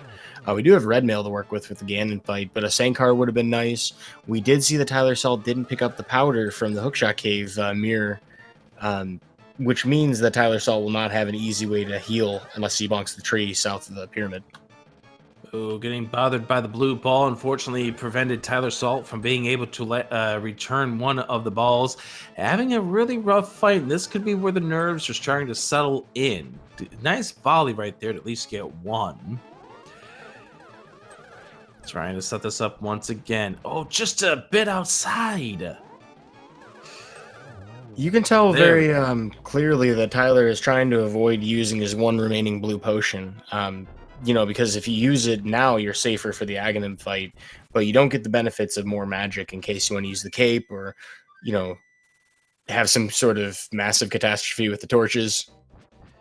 Absolutely. So tylersalt now finishing off the Aghanim fight, has the Ganon fight, silver arrows, gold sword, red mail in hand. As the long shots next week, they will be facing off against Pug Trio. It doesn't get any easier for them in the Mystery Week. In week number 4, they will be facing off against Clown Parade. Then they face off against Third Strongest Mole in the Key Sanity Week, or not the Cross Keys Week, rather.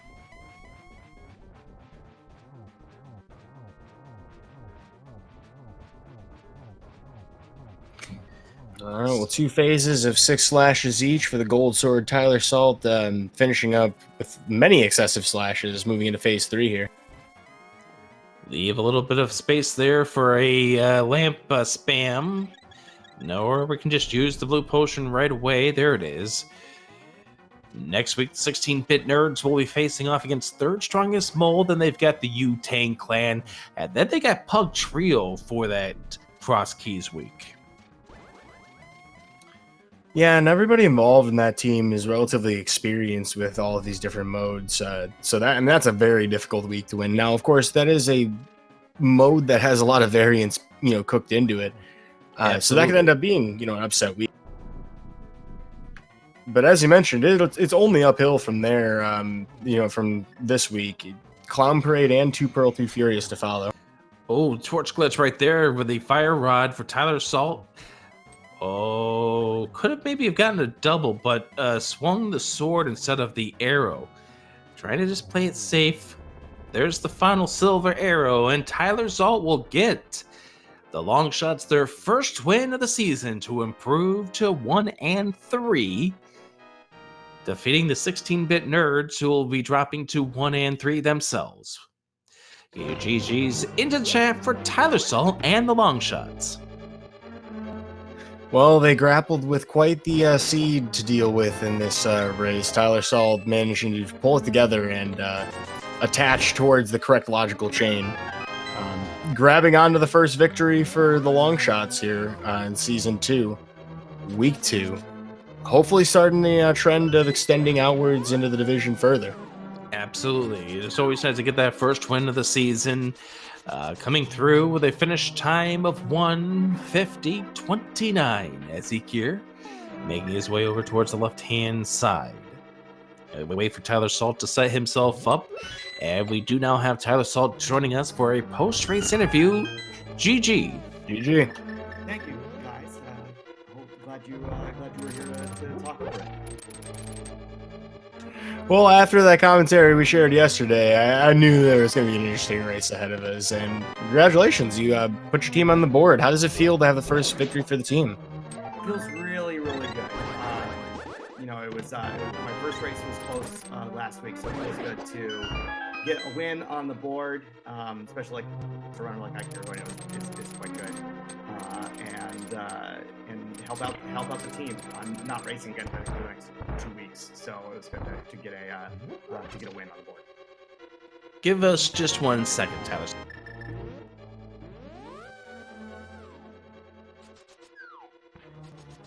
Well, so Tyler, you have, of course, your victory today to look forward to. Do you know yet which other weeks you might be racing in terms of representing the long shots?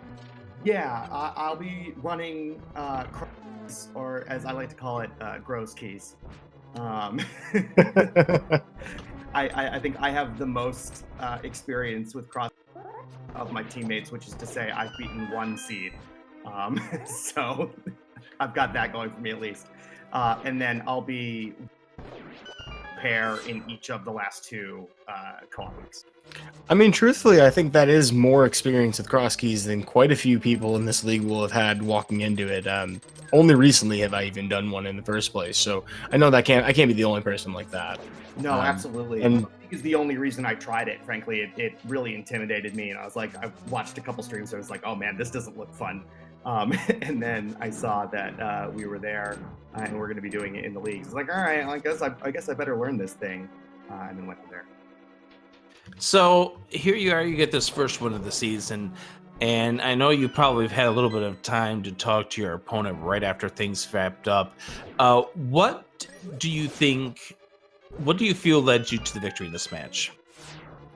I think my routing worked out really well. I didn't go super overboard on the overworld checks, which is something that I usually end up doing.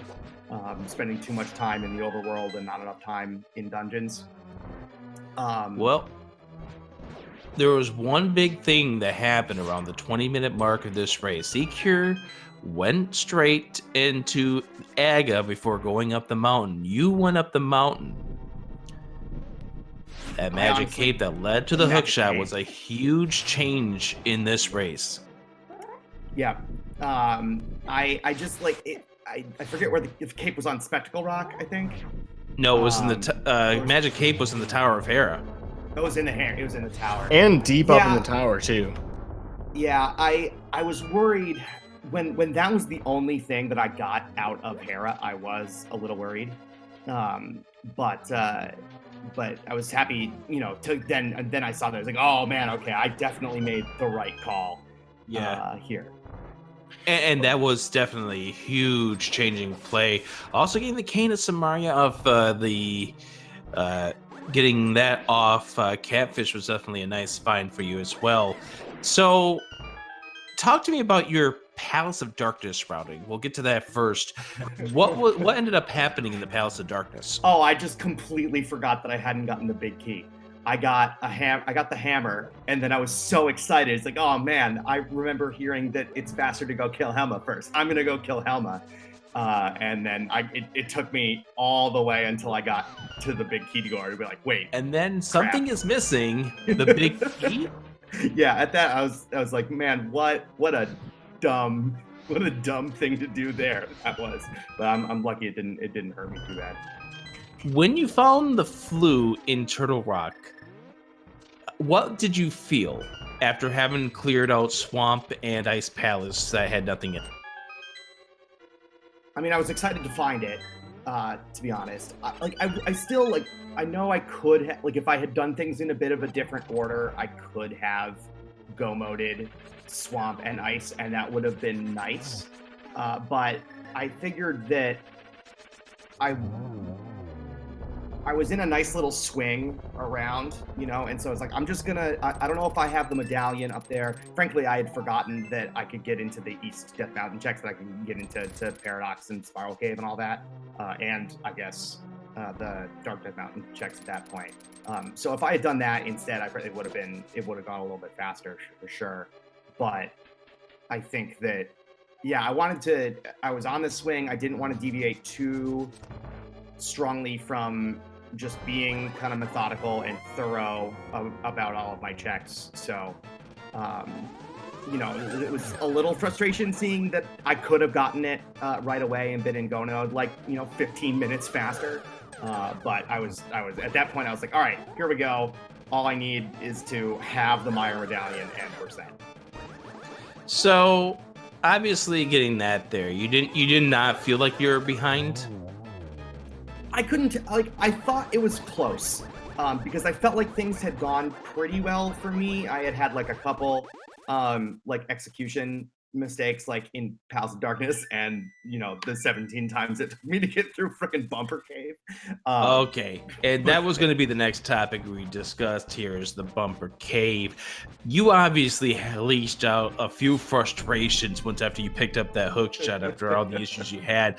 Now, have you done before this that Bumper Cave hookless setup? Oh yeah, no, I've definitely done it before. I just couldn't pull it off. I don't know if it was nerves. I've definitely done that before numerous times. I knew how to do it. I started to doubt myself. It's like, wait, am I supposed to go on the other side? So you saw me fall down on the right-hand side once. It's like, oh, that's definitely not it. And I knew I was just screwing it up, and then all I needed to do was like keep at it. Yeah, you just had to keep yourself more towards the wall there, keep hugging that wall, and you finally pulled it off there to get that hook shot. But we knew you weren't going to give up, because getting that hook shot was going to be very, very important to you. Yeah, obviously, I would have, you know, if I were still there now, you know, I would be doing it. So, I need that for sure. If you were still doing it right now, we'd have to be talking you off the ledge, but you would have still been able to get that hook shot. Yes, I'm not leaving without this freaking hook shot. Well, I gotta say though, you know, how does it feel to have the hook shot be the long shot's first victory item? As that was pretty much last location cape for Eykir, and not until he was with just Swamp remaining. I'll take it. Very on brand for us. Our first victory really hinging around the hook shot. I figured I was the one who came up with the team name, and I was like, well, you know, we're realistic about our chances here. You know, we came together, 3 free agents. We didn't know each other going in. And so, but we're all like, oh, we want to play. It's like, all right, cool. None of us are super like experienced and competitive. What's a Zelda item I can play on? Oh, I know, the long shot. Perfect, done. Nice. So we're gonna interrupt this to give out some shout outs to Eykir, who's about ready to walk through that final door and to finish off this seed for the 16-bit nerds. Get your GGs in the chat for Eykir. So he finishes with an official SRL time, 1 hour, 59 minutes, and 17 seconds. So tell me, through 2 weeks, how has this league been for you? Oh, it's been an absolute blast. I was really happy to race for the first 2 weeks. It's been a lot of fun watching it. I'm a big sports fan, and now that every sport is canceled because of coronavirus, this certainly isn't, because we're all in our houses playing it. So it's been fun to watch a lot of competition. It's almost like the first 2 days of the March Madness basketball tournament, but for 7 weeks. There's just always rando on. It's fantastic. So I'm looking forward to racing more, watching more, commentating more. It's a lot of fun. Absolutely. It's a pleasure having you here, as we also are joined by Eykir, GG's.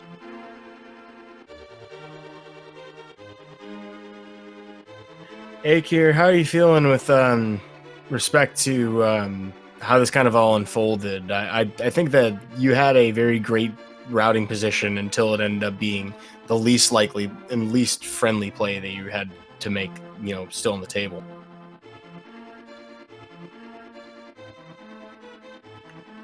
We have Eykir in the channel, but I don't hear him.